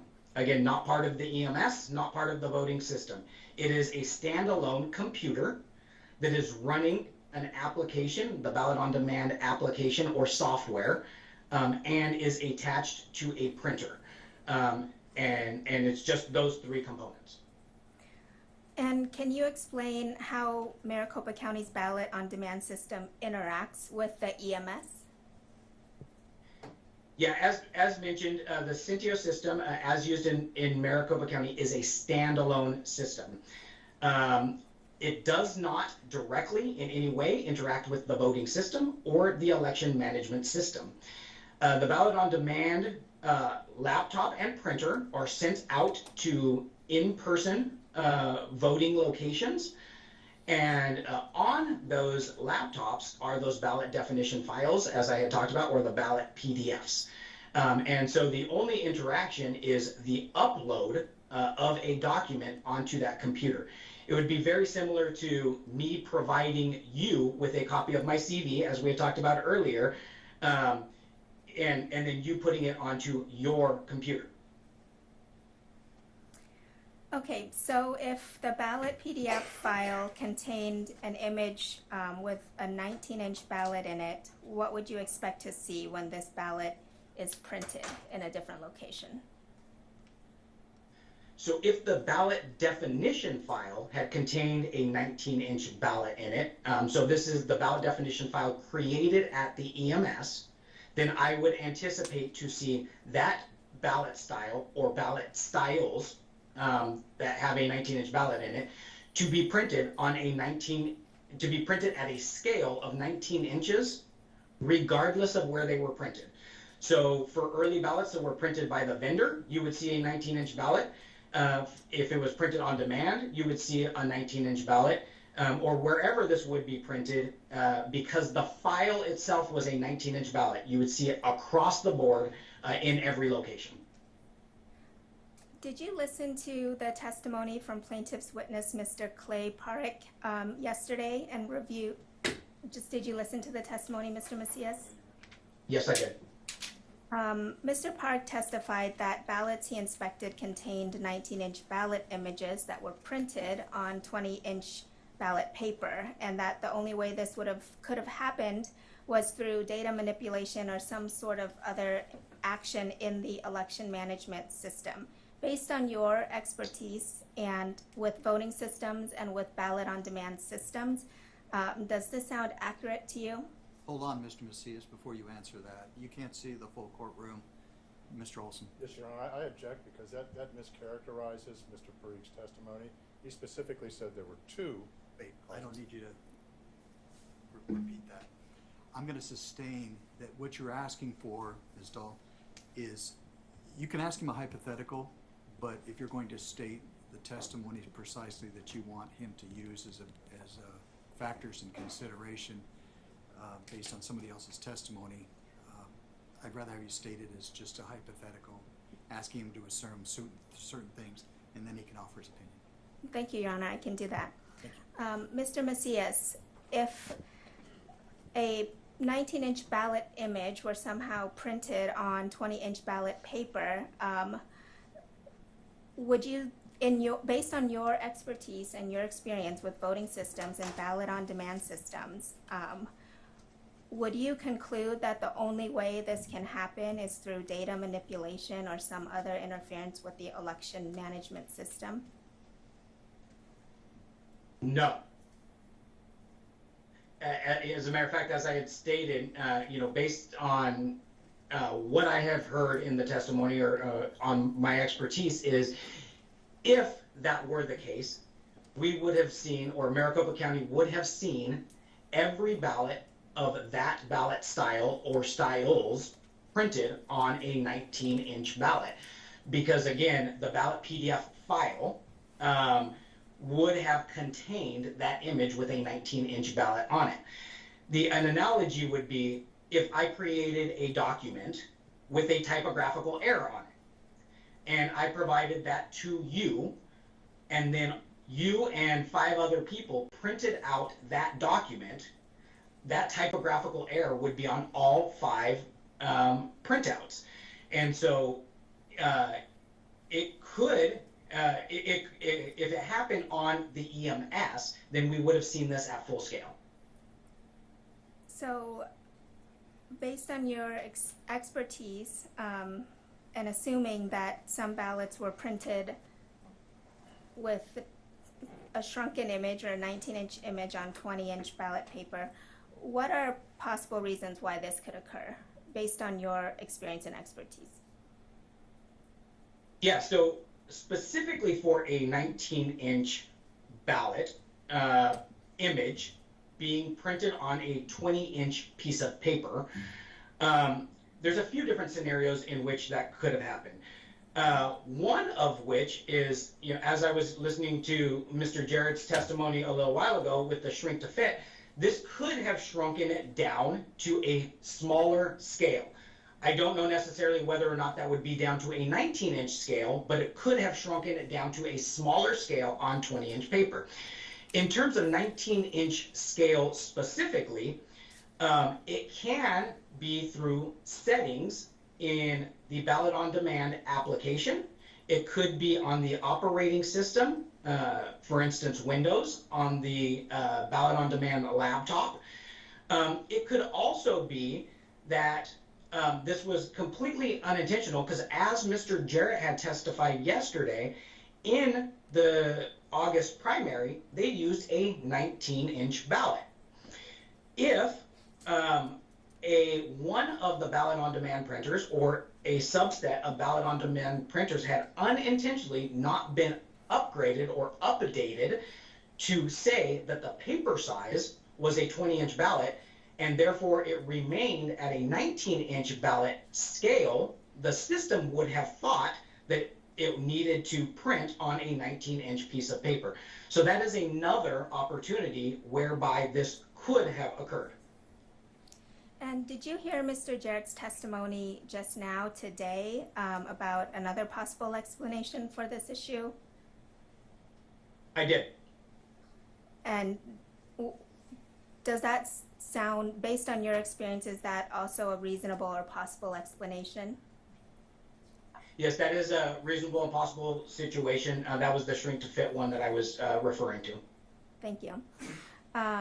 And based on your experience and expertise and your familiarity with Maricopa County's processes, are you aware of, or can you tell us what would happen to a ballot that a tabulator cannot scan because of a either print to fit issue or a faintly printed timing mark? What would happen to those ballots? Yeah, so those ballots, first and foremost, would be counted. They would ultimately be counted because as elections are resilient, we have processes in place to be able to ensure that every voter's ballot is counted and cast as intended. And so the Elections Procedures Manual has a process that allows for a ballot that cannot be scanned, whether this because of a shrink to fit issue, a torn ballot, or another issue where a timing mark cannot be read or the scanner cannot read the ballot, to set up a ballot duplication board. The ballot duplication board would thereby mark another ballot with the voters' votes as intended, and then scan and tabulate that alternate ballot. Thank you.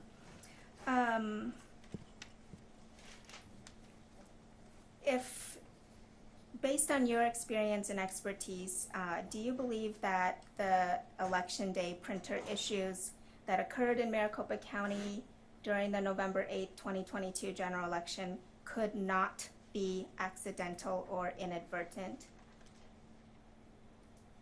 Absolutely not. As a matter of fact, I have seen issues like this that occur in elections.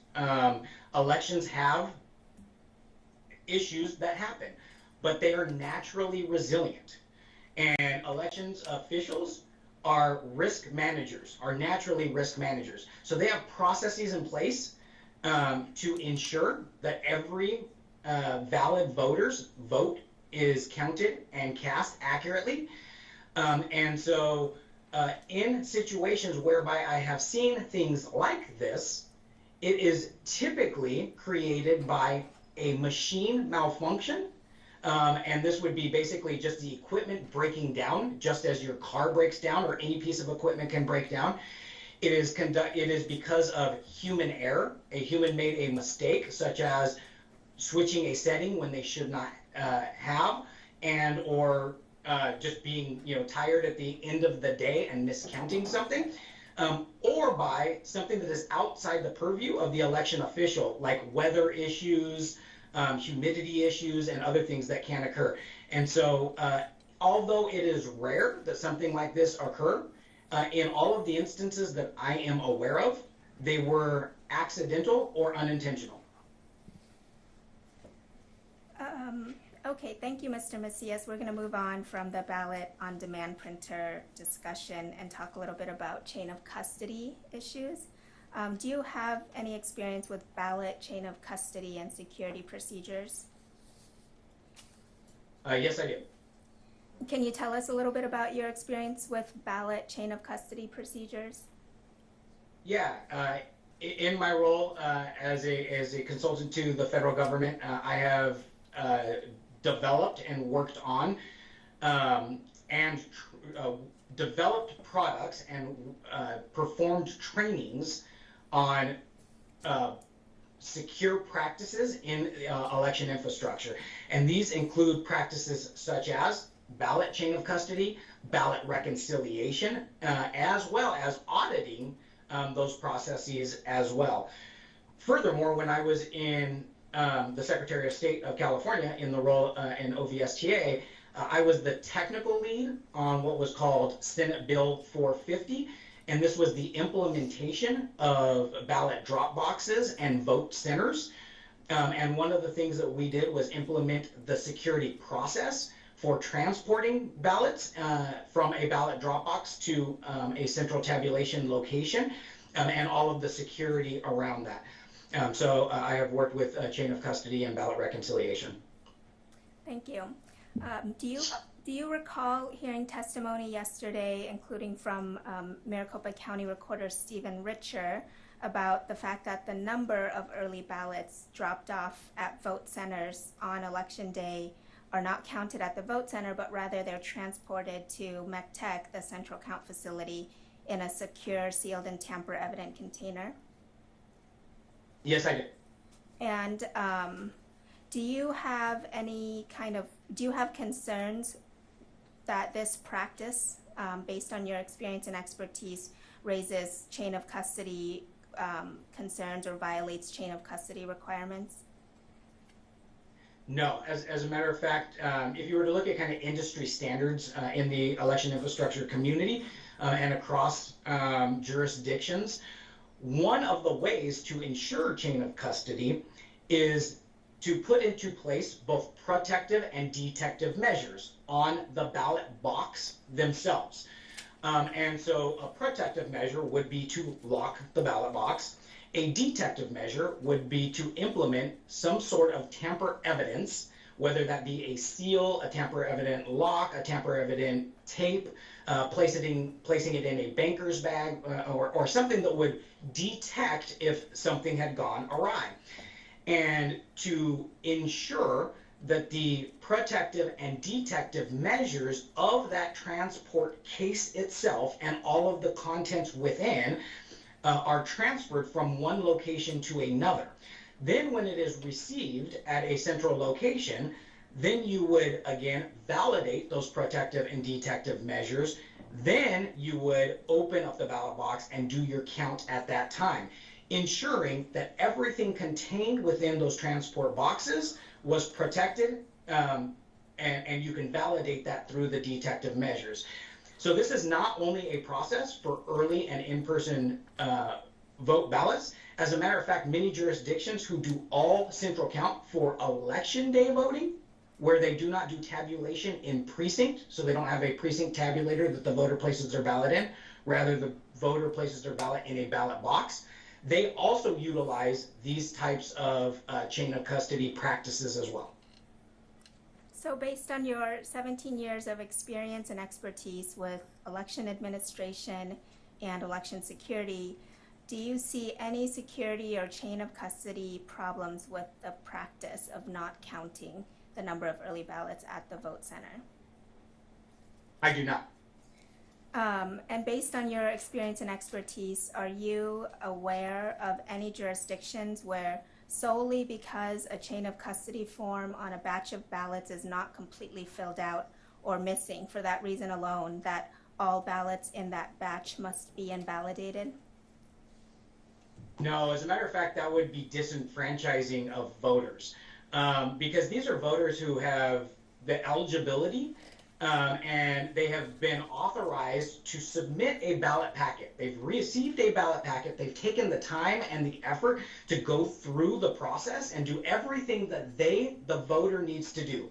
They've crossed their T's, they've dotted their I's, and so to go and throw out their ballots because of an administrative paperwork error that was most likely unintentional by a poll worker or election worker who has already worked a 16-hour day, would in essence be telling that voter that something that is outside of their control, even though they have done everything that is necessary to register, to be authenticated, and to cast their ballot, is now going to be thrown out because of an administrative paperwork error. Thank you, Mr. Macias. No further questions, Your Honor.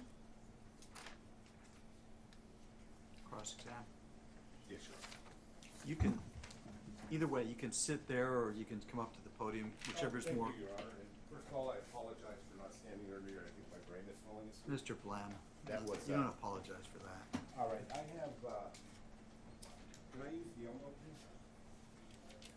Good afternoon, Mr. Macias.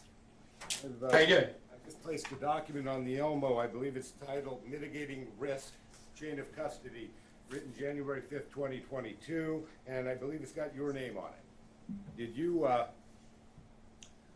prepare this or have someone prepare it at your request? And I will attest to you, Mr. Macias, this document, I believe, was downloaded off of your website with absolutely no changes. Does this appear to be your PowerPoint presentation? I have provided a PowerPoint presentation with that title, yes. I'm turning now to page 3.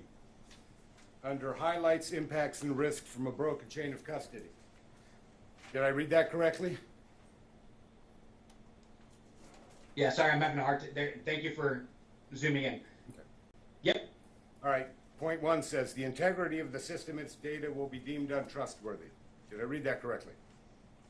Yes. Point 2, a court of law can render the system and data inadmissible. Did I read that correctly? That is correct. Point 3, inability to definitively determine if an actor has manipulated your system or data. Did I read that correctly?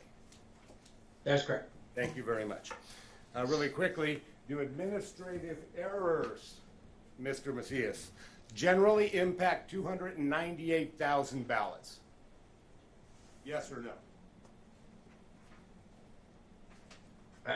I'm sorry, I'm having a hard time hearing.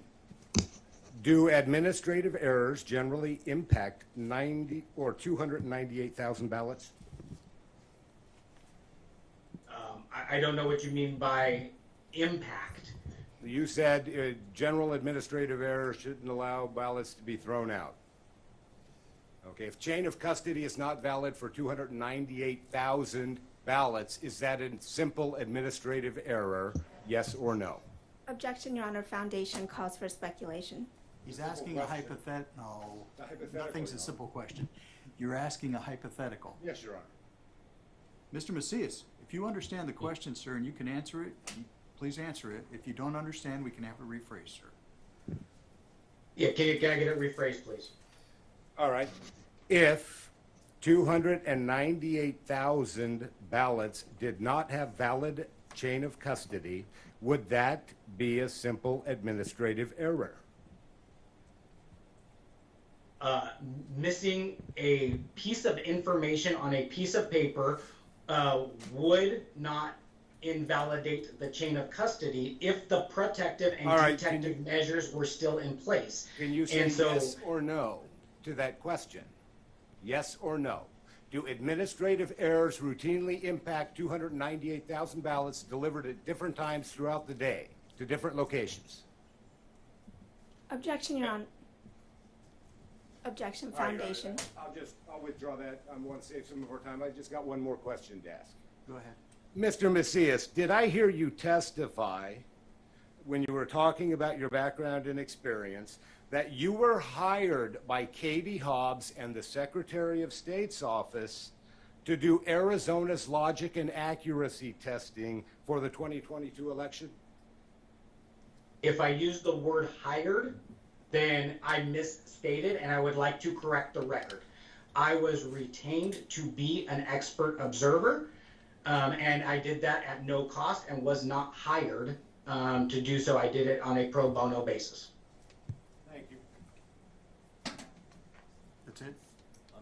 Thank you. Reread? Just one question. Mr. Macias, going back to the PowerPoint presentation that Mr. Blem showed to you, can we pull that, or I'll put it on the Elmo?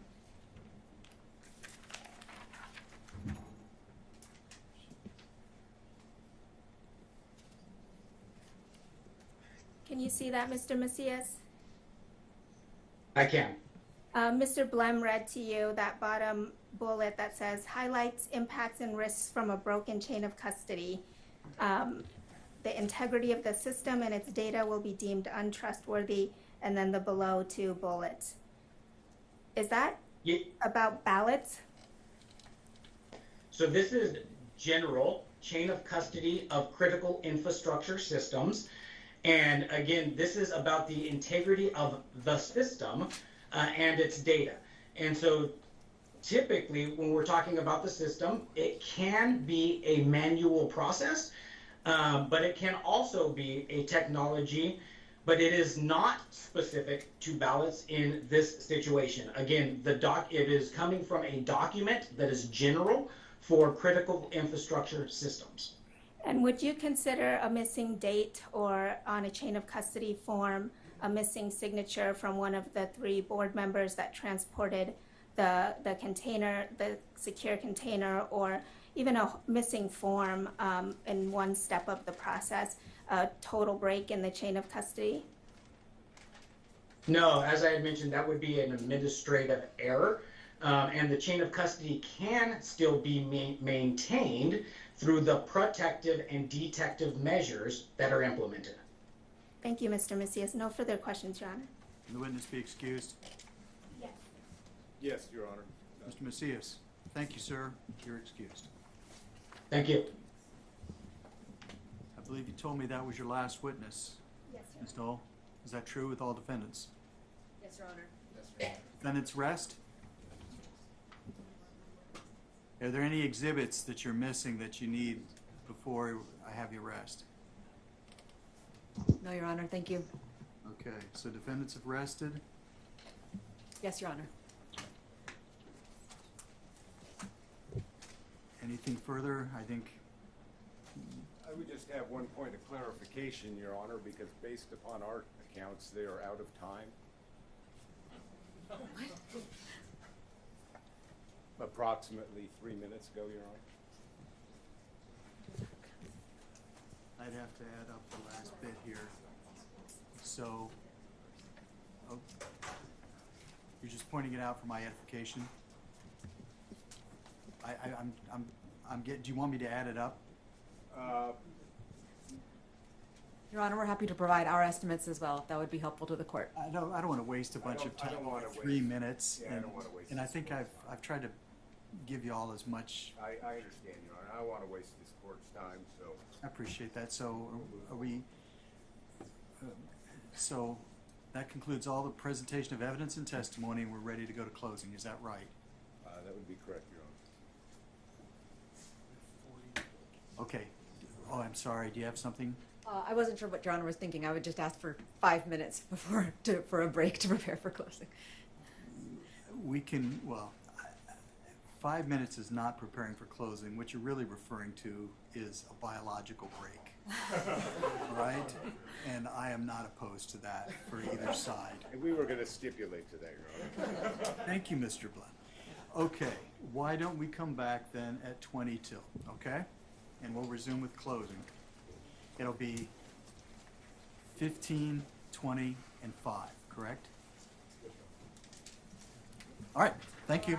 Thank you.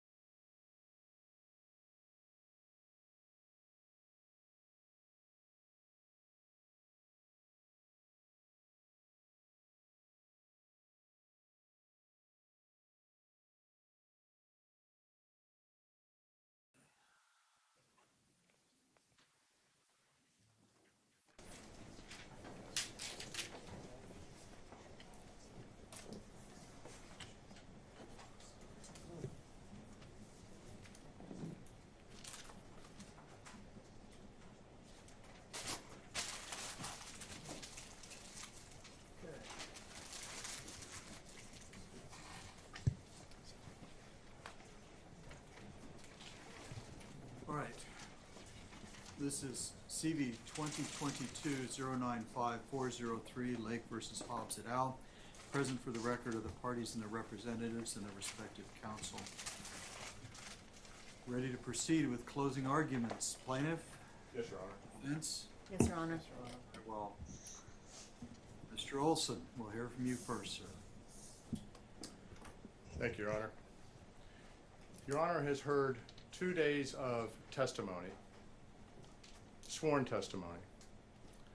Some of it doesn't make sense. Some of it does.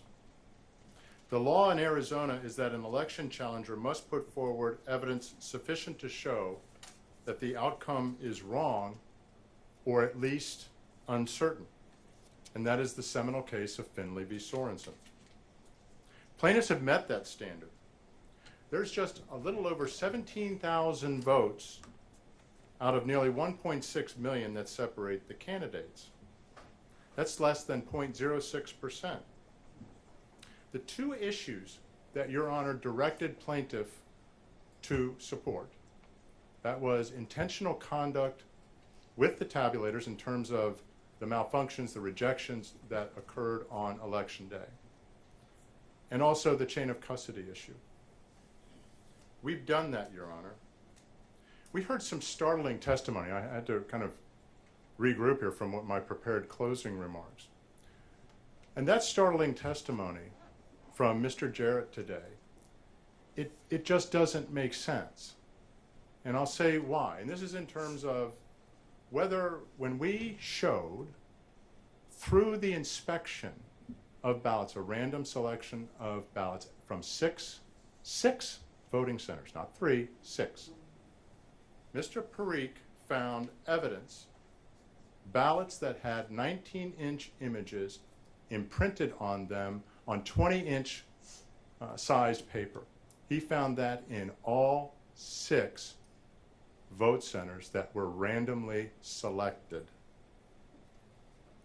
Mr. Jarrett yesterday testified under oath when he was asked that could it happen or did it happen that a 19-inch image was imprinted on a 20-inch piece of paper, and he testified no.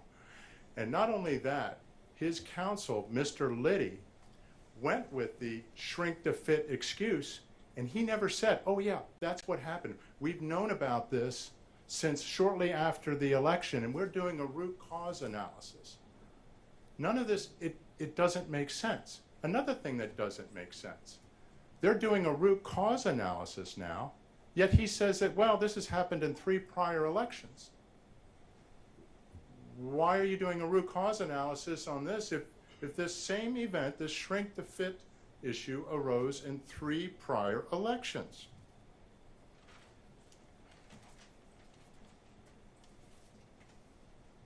The other thing that doesn't make sense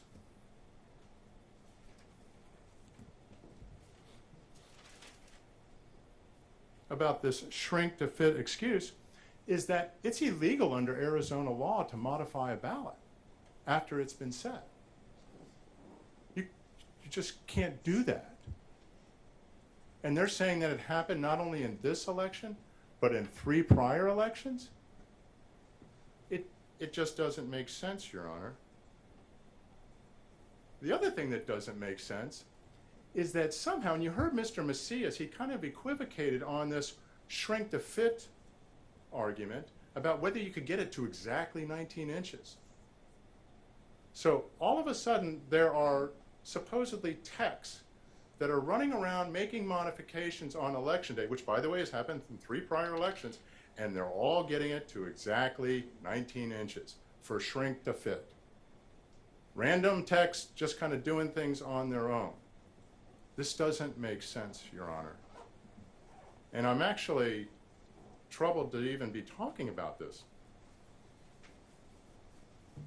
The idea that when I questioned Mr. Jarrett about this issue, and he said unequivocally it could not happen, and his counsel then trying to clean this up said, well, what about, shrink to fit?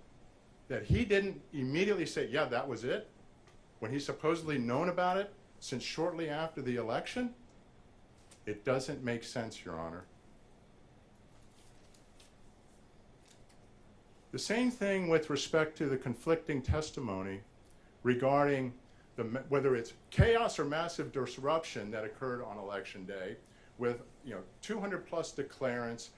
You have Mr. Baris who's doing exit polls and talking to people on election day, news reports. You have other witnesses, Mr. Sonnenclair, who testified that they visited, he and his fellow roving observers went to 115 vote centers, the same thing. So you have independent sources talking about massive chaos at well over 50+%, about 59%. By the county's own admission, it would be 30, about a third, 70 vote centers. Or as council has been, and their witnesses have been saying up here, these are just kind of minor technical difficulties that you expect in every election. It's not even close. I mean, it's like two ships passing in the night. The fact that they would downplay what happened on election day that everybody knows. I think the word that came out, I read a couple months ago, was gaslighting. And that's like telling you to your face what you know is not true and what they know you know is not true, but they're going to tell you anyway. The disconnect here is very troubling. We put on sworn testimony, either on the stand or through sworn declarations, people who put their name and made it public in a time in our country when to put yourself out, as they did, is not exactly something that doesn't carry risk. And I'm sure you've heard about cancel culture and everything else. There were hundreds of people who came to tell the truth about what happened on election day. And even Supervisor Gates, early on in the election, when he was giving a press conference, characterized it as chaos. And then on November 28th, they have an update, and it's like, yeah, I think the election was run pretty well. It's like the story just kind of shifted. This just doesn't happen, Your Honor. We have independent sources that say election day was chaotic and was a mess. And it absolutely disenfranchised voters. There were long lines everywhere. And we put forward specific, compelling evidence of quantifiable shifts in votes through Mr. Baris, a range of 15,000 to 29,000 votes, Republican votes. And he said that was a conservative estimate. The defendants put up this expert from the University of Wisconsin. And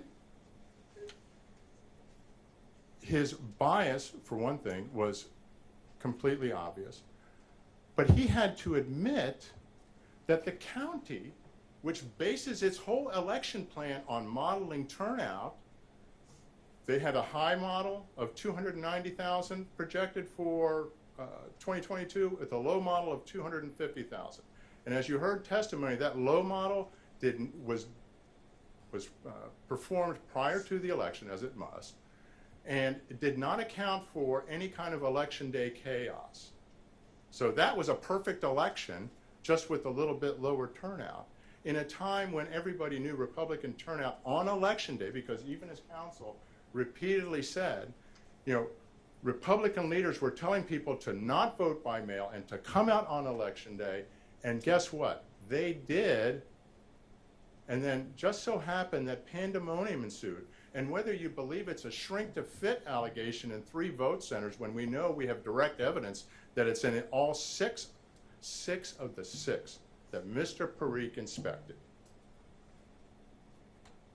had that same 19-inch ballot image imprinted on a 20-inch piece of paper.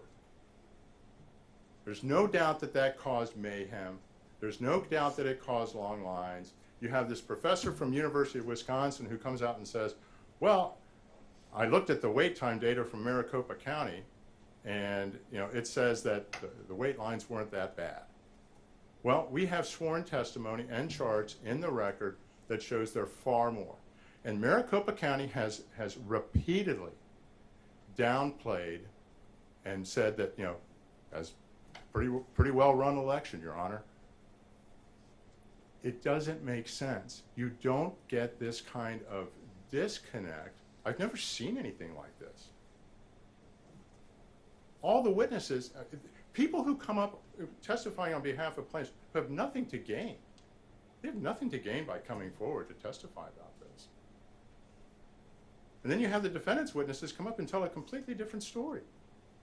Like I said, it's just like two different worlds. On chain of custody, Mr. Richer admitted they estimated the amount of ballots that come into MTEC, that they don't know the count. Well, ARS 16621E says you will maintain chain of custody every step of the way. And the form that is filled out, that EVBT form, has a number for the ballots, the number of ballots in the drop boxes. They know the precise number. But now the excuse has shifted. Well, yeah, we don't count them at MTEC. When they go to Runbeck, we have employees there. Even though they're dropping them off at MTEC, and as Leslie White in her declaration testified to, the trucks are coming in, they're cutting seals, they're throwing these ballots and taking them out of the bins and throwing them in trays, and nobody's counting the ballots. Nobody's taking the form that's with them and counting the ballots. Now, having heard this testimony, they've come up and said, Mr. Jarrett came up today and said, well, when they're shipped up to Runbeck to be processed, because they're still in the envelopes and they're scanning the envelopes, well, yeah, we count them up there. Well, that makes no sense. They have taken those ballots out of the bins and delivered them to MTEC on election day. And we're talking about ballots that are delivered on election day. They take them out when the trucks get up to the ramp. They take them out of the bins. They break the seals. They're supposed to count them. If you don't have a count from MTEC when those ballots are being transported to Runbeck, how do you know whether that count is secure? They didn't follow the law. And by the way, we have a manifestation which still is unexplained. On November 9th, the reported count is 25,000 ballots less, which is beyond the margin here, than on November 10th. So the day after the election, they put out what the count is, and then magically 25,000 ballots appear on November 10th, and well, hey, that's the race. It doesn't make sense. This is just flat wrong, what is going on here. The law is there for a reason. The law is there to protect the integrity of the vote. And there's a quote from a Wisconsin Supreme Court decision that came out in July 2022 that I just want to read, Your Honor. And this was just about drop boxes. And so the issue here in Wisconsin was whether or not the Wisconsin Election Commission, which said, hey, we're going to go with unmanned drop boxes, and the statute said no unmanned drop boxes, but they did it anyway, and so it went up to the Supreme Court, or the Wisconsin Supreme Court. And here is what the Wisconsin Supreme Court stated. And I'll just, drop boxes are not that sexy, and chain of custody is not, but these are incredibly important issues to ensure the integrity of the vote. This is about trust. This is the people who are watching this. This whole thing is being televised. And they're hearing two different stories.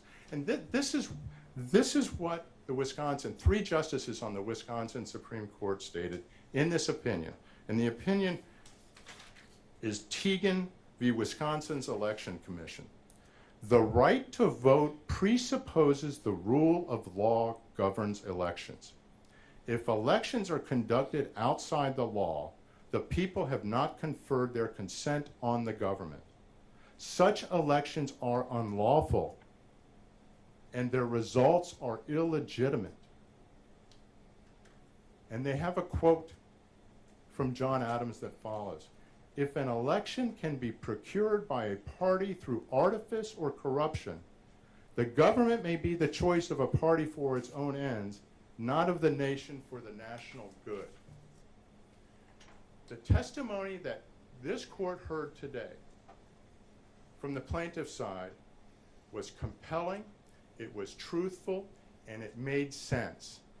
The testimony that Your Honor respectfully heard today from the defendants doesn't make sense. What Mr. Jarrett did on that stand today doesn't fit. It doesn't make sense. 3 voting centers, we found this, shrink to fit. Mr. Parikh, I inspected 6 vote centers. A well-run election, pandemonium, chaos. From different sources.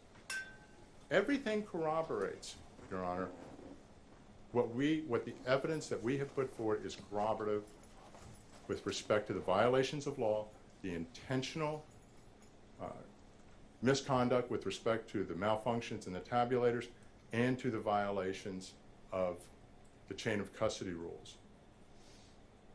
This is about trust, Your Honor. It's about restoring people's trust. There's not a person that's watching this thing that isn't shaking their head right now. And with that, Your Honor, I'll sit back. How do the defendants want to break up their time? Your Honor, I'm going to try to keep mine at about 15 to 17 minutes and leave the remainder of the time for Mr. Liddy. You all right with that, Mr. Liddy? Their contest, Your Honor. Very well. Thank you, Your Honor. Just 3 days ago, Kari Lake's lawyer stood in this room and made a promise. Having filled 70 pages of a complaint with grandiose tales of electoral malfeasance, they asked the court to give them a chance to prove their case at trial. Underpinning that argument was the implied promise that they would come to court to trial with something, with anything, to justify Ms. Lake's decision to call on a court of law to give her a victory that the voters of Arizona had denied her. Kari Lake asked this court to give her the opportunity to make good on that promise, and the court did just that. It gave her the opportunity to move beyond mere allegations and speculations and accusations and bring to light the factual bases for her claims and the actual evidence to prove them. This court not only provided a forum for her to establish her claims, but also set up a clear roadmap for how to do it in its order from earlier this week. Kari Lake and her lawyers knew what they had to do at this trial, and 3 days ago, they knew the hand that they had to play. They knew the evidence they had, and they knew the evidence they didn't. This was their big moment to show their hand. But the only thing that has come to light over the last day and a half, everyone waiting with bated breath to see the big reveal behind these claims, is that they never had the evidence to back them up. And I'd like to walk briefly through what Ms. Lake needed to do to prevail on her claims and what she actually proved at this trial. As to count 2, on pages 6 to 7 of its order from earlier this week, the court ruled that plaintiff must show at trial that the BOD printer malfunctions were intentional and directed to affect the results of the election, and that such actions did actually affect the outcome. Plaintiff established none of this. Plaintiff's star witness was Clay Parikh, a purported cybersecurity expert. Mr. Parikh drafted a report in preparation of this case in which he cited everything from Twitter posts to unsigned declarations to provide a host of theories about all the things that could possibly have gone wrong on Election Day. Nothing in the report or any of its exhibits was offered into the record, and instead, by the time he took this stand yesterday, he was sure he had smoked out the problem. According to Mr. Parikh, in some vote centers, there are 19-inch ballot images printed on 20-inch paper, which is what caused the tabulation issues at Election Day.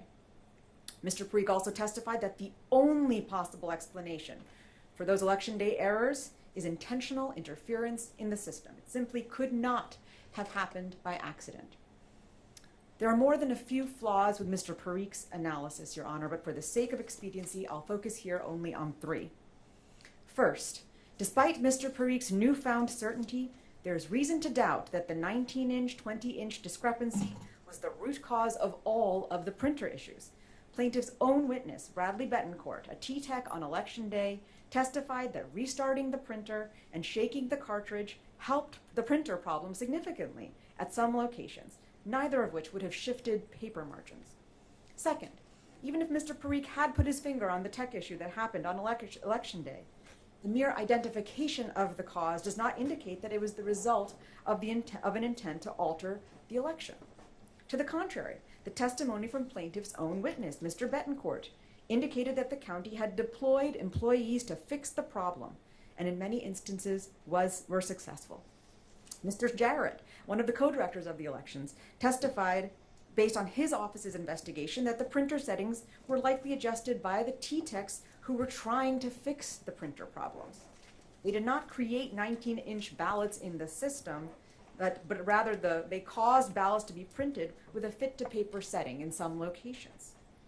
And as Mr. Macias just testified, in his experience, these kinds of widespread tech failures or tech issues are usually the result of equipment failures or some other administrative error beyond the purview of election officials, and are specifically accounted for in the many layers of redundancies within the system to assure the security of the election. Neither Mr. Parikh nor anyone else has provided any evidentiary basis to call into question the good faith of Maricopa County election officials, which is presumed in this election contest. Third, even if Mr. Parikh had uncovered some malicious intent to alter the ballot margins, he failed to demonstrate that this had any actual impact on the outcome of the election. To the contrary, he admitted that any ballot that was not able to be read by a tabulator would have been duplicated, and that those duplicates would have been counted. Mr. Jarrett testified that of the 3 locations identified with issues of shrunken images on ballots, the total number of affected ballots was less than 1,300, a far cry from the outcome determinative number, and these ballots were located, went to a bipartisan adjudication board process, duplicated, and ultimately successfully tabulated. Plaintiff also called Mr. Sonaclar, a roving attorney from the RNC. Mr. Sonaclar testified about his observations on Election Day: long lines and frustrated voters who didn't want to put their ballots in door 3. Mr. Sonaclar offered his opinion that there had been some wrongdoing and that Kari Lake should have won. But the only evidence he could point to in support was, quote, common sense. When asked if he had any personal knowledge of either claim, he admitted he did not. Plaintiff's final witness on count 2 was Mr. Baris this morning. He was the one person who might be able to say whether this purported misconduct actually affected the outcome of the election. But this morning's testimony from Mr. Baris and Dr. Mayer lays bare the numerous reasons why Mr. Baris's analysis lacks any merit. Mr. Baris's outfit, big data polls, has been thoroughly discredited. He only polled people who said they actually voted, yet drew conclusions about people who didn't vote. His conclusions were based not actually on the responses to his poll, but on his assumptions of all of the people who chose not to respond to his poll. According to Mr. Baris, quote, I can observe them by their absence. Even if there were any conceivably scientific basis for this polling method, you don't have to be a mathematician to detect the fundamental flaws in his math. He opines that if there had been 2.5% more voters, and all those voters voted on Election Day, then some of those voters would have voted for Kari Lake, and then Kari Lake would have won the election.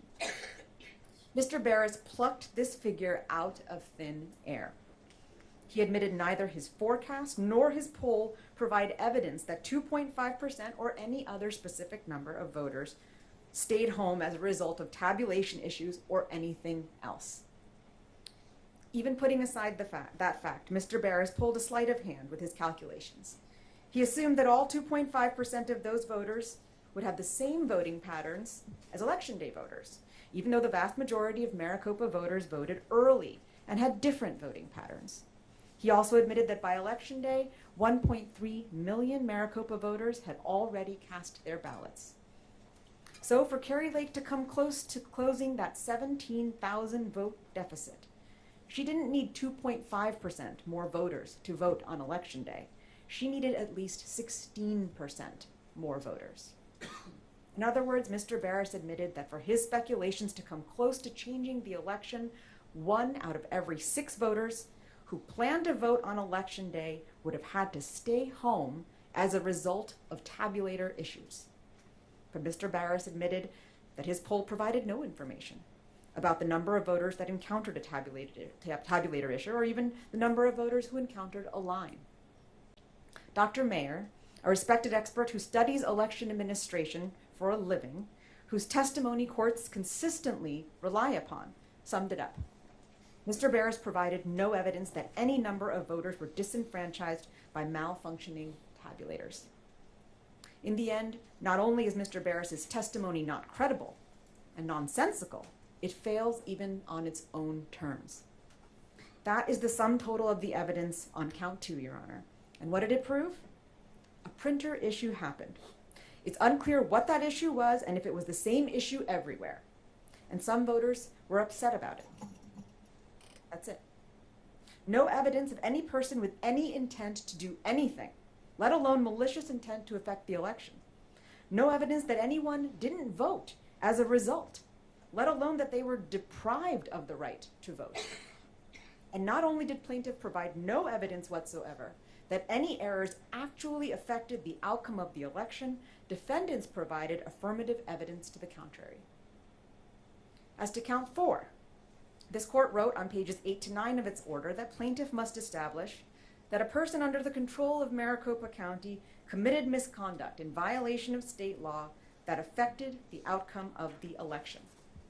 Here, plaintiff's star witness on chain of custody was Heather Honey. Ms. Honey is an interested bystander to Arizona election administration.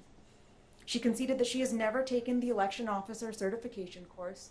She's never worked as an election official. She's never worked as a poll worker. She's never worked as even a poll observer. According to Ms. Honey, she has only sort of ever been to the McTech facility and has no personal information whatsoever about what happened at Runbeck or McTech on Election Day this year. Ms. Honey's testimony consisted of her personal understanding of Arizona law and the EPM, which this court has no reason to credit, and her retelling of information that a Runbeck employee and a McTech observer told her after the fact. Now, one might wonder why plaintiff chose to call Ms. Honey instead of the actual witnesses to the events she testified about, both of whom were on plaintiff's witness list and neither of whom they called. It may be because in those declarations provided by Ms. Honey, these witnesses acknowledge the limitations of their own personal knowledge.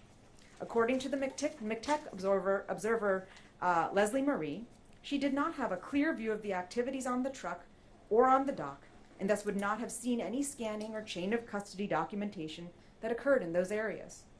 And the Runbeck employee, Denise Marie, admitted that she saw about 50 ballots given to the sorting department by employees, and that she left an hour before mail ballots even arrived at Runbeck. But even if the court were to assume the credibility of Ms. Honey's testimony, all it establishes is that she hoped to see certain chain of custody documentation that she did not receive from the county. Based on Ms. Honey's testimony and the voicemail that Mr. Blem seems to think has broken this case wide open, it appears that plaintiff's new theory is that Maricopa County has failed to comply with a PRR request in a timely fashion. Needless to say, that claim is not currently before this court, nor is it any basis for overturning an election. Plaintiff's chain of custody claim seems to hinge on this notion that perhaps some number of ballots were injected into the batches at Runbeck. Denise Marie's declaration states her belief that she knew of approximately 50 ballots dropped off by Runbeck employees on behalf of their family members. Ms. Honey and plaintiff's counsel from there opine that for all we know, there could have been 50, 500, 50,000, 500,000 ballots injected at Runbeck. There are at least two fatal flaws in plaintiff's logic here. First of all, plaintiff's burden is to demonstrate that an actual number of votes were improperly counted and affected the outcome of the election. But Ms. Honey's testimony confirmed that any estimate of how many ballots are at issue in this chain of custody claim, quote, would be nothing but pure speculation. In short, Ms. Honey conceded that plaintiff could not meet her burden on this claim. Second of all, even if there were 50, 500, 500,000 ballots somehow injected into the process, plaintiff has not established that a single one of those ballots was invalid or shouldn't have been counted, nor could they. Every ballot received by Maricopa County is processed, checked against the voter registration record to make sure the person hasn't already voted, and then verified by a multi-level signature review process. Even if this court were to indulge plaintiff's chain of custody speculations, there is no evidence or even reason to believe that it had any effect on the number of votes lawfully counted, let alone on the outcome of an election that Katie Hobbs won by over 17,000 votes. The claims plaintiff has advanced in this election, Your Honor, in this election contest, raise serious allegations, intended to bring with them very serious consequences. But plaintiff's approach to this litigation has been anything but serious. Instead, plaintiff's record consists of hearsay upon hearsay upon hearsay, rank speculation, and a good dose of theatrics. In short, the trial record in this case reveals that there was never a case to begin with. On Monday, in arguing the motion to dismiss, I told the court that this was all just an elaborate story plaintiff was trying to tell, looking for the exciting plot twist. In allowing this contest to proceed to trial, this court gave Ms. Lake a chance to tell her story. And not just spin yarns, but the chance to actually point to evidence to stitch together a coherent narrative. What we got instead was just loose threads and gaping plot holes. We know now that her story was a work of fiction. And what we are left with today are the facts, and those facts are as follows. Kari Lake lost this election and must lose this election contest. The reason she lost is not because of a printer error, not because of missing paperwork, not because the election was rigged against her, and certainly not for lack of a full opportunity to prove her claims in a court of law. Kari Lake lost the election because, at the end of the day, she received fewer votes than Katie Hobbs. Katie Hobbs is the next governor. The people of Arizona said so. It is time to put this contest and these spurious claims to bed. Thank you, Your Honor.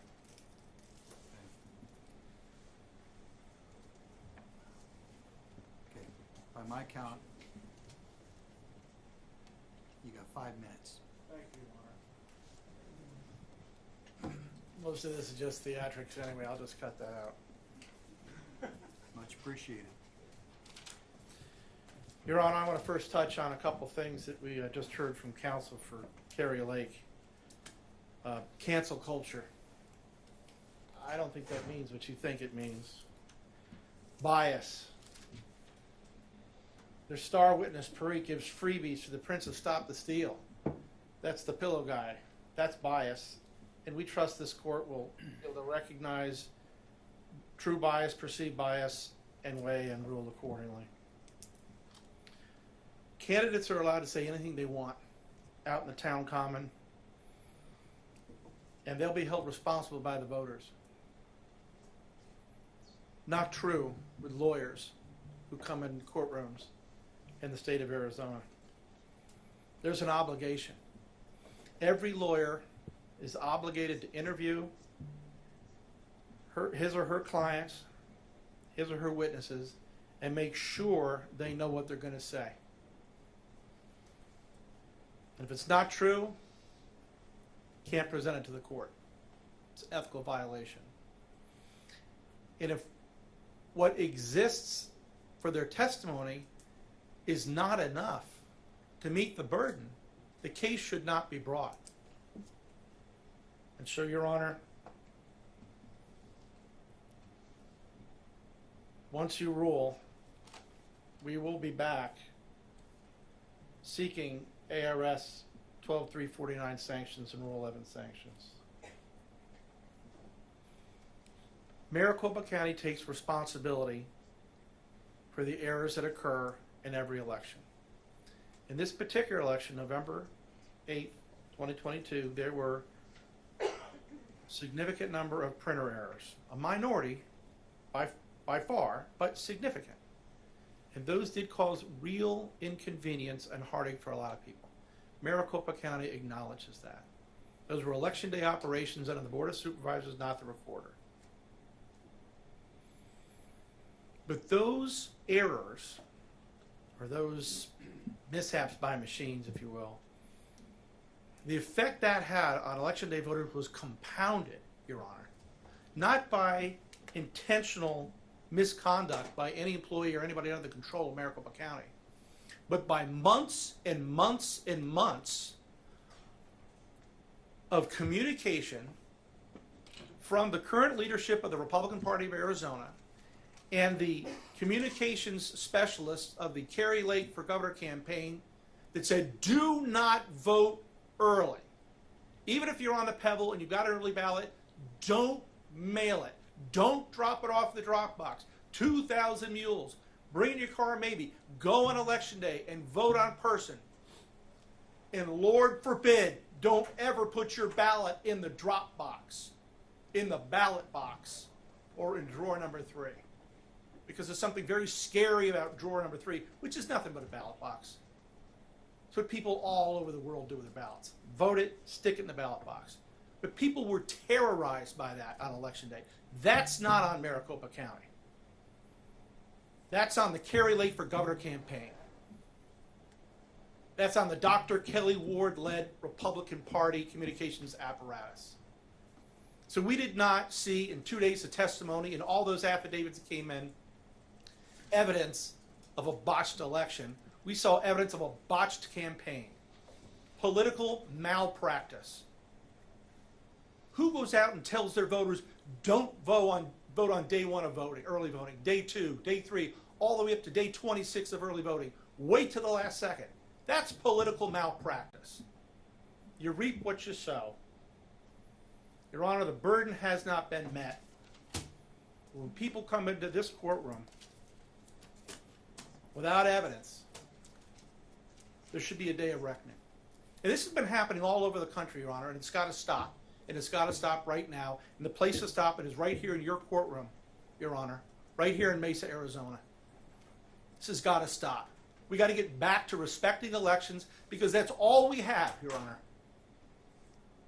Different religions, different creeds, different ethnicities, different backgrounds. There's only one thing that makes us Americans, and that's we believe in choosing our own election, our own rulers, our own governors, our own mayors, our own presidents.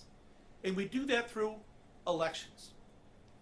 And because of our forefathers' experience, those elections are split up. The 50 different states and all the different counties. And the legislature makes the rules, the counties follow the rules, you carry out the election, and you live with the results. If you lose, you live to fight another day. You don't go into court and spew conspiracy theories and spill sour grapes. Thank you, Your Honor. Mr. Olson. Thank you, Your Honor. I've heard conspiracy theories, rank speculation, making up facts. You know what's not rank speculation or a work of fiction? The fact that there were 19-inch ballot images printed on 20-inch pieces of paper, and nobody talked about that until this trial.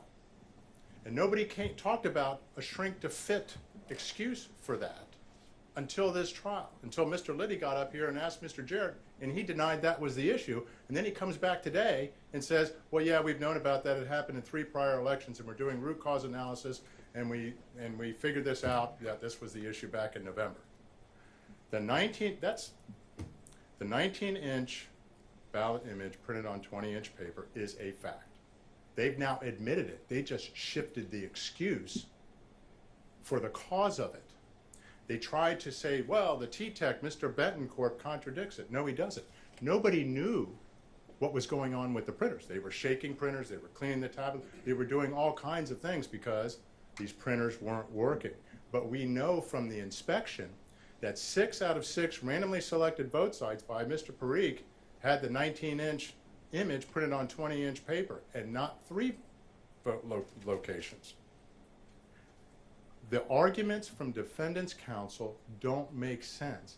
And by the way, if these printers, the configurations had been changed, then this would have occurred uniformly from the time of the change. Every ballot from that point would be changed to this 19-inch configuration, which somehow got to 19 inches by their own statement at all 3 locations by different people making a change on shrink to fit that Mr. Macias was very hesitant to say, well, I don't know how it would get to exactly 19 inches, but the fact that they want to blame Republicans for coming out and voting on Election Day, that's atrocious.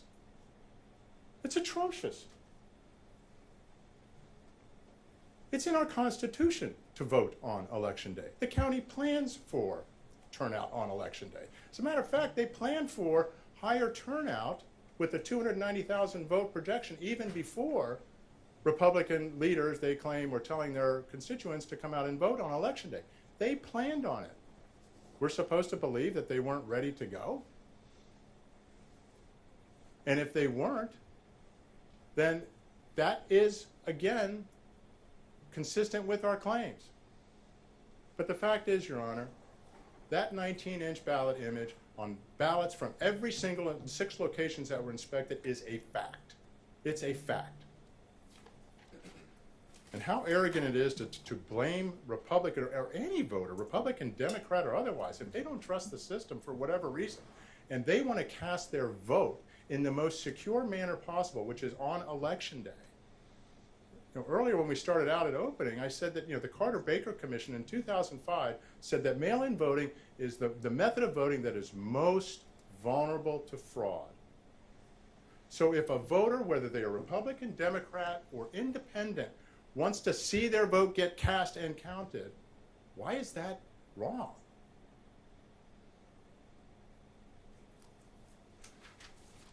Your Honor, the evidence shows that Kari Lake won this race. At a minimum, we have put forth solid evidence that the outcome of this election is uncertain. Mr. Baris' testimony, his modeling, which is actually even more detailed than what the county itself does, and his model is on the high end of what the county predicted, but Mr. Baris actually talked to voters. And as he testified to, they all consistently said, this thing was a train wreck. And in terms of the response rate, never before had he seen that, with a 20% drop in response rate out of hundreds of polls. He was not hired for this litigation. This was an observation that he had completely independent, and it didn't make sense absent the issues that occurred on Election Day. Your Honor, we put forward solid evidence, stand behind that evidence. We'd come back, they said, you know, we didn't bring these other witnesses. If we had more time, we'll bring them here tomorrow. I'm not suggesting, but that has no bearing. So I want to thank Your Honor for giving us the opportunity to present this case, for the opportunity for people to see the evidence for themselves and judge. And with that, Your Honor, plaintiff rests. Thank you. All right, I will take the matter under advisement and issue a ruling forthwith. I need to go over everything, be very thorough, so don't expect that this is coming out by 5 o'clock.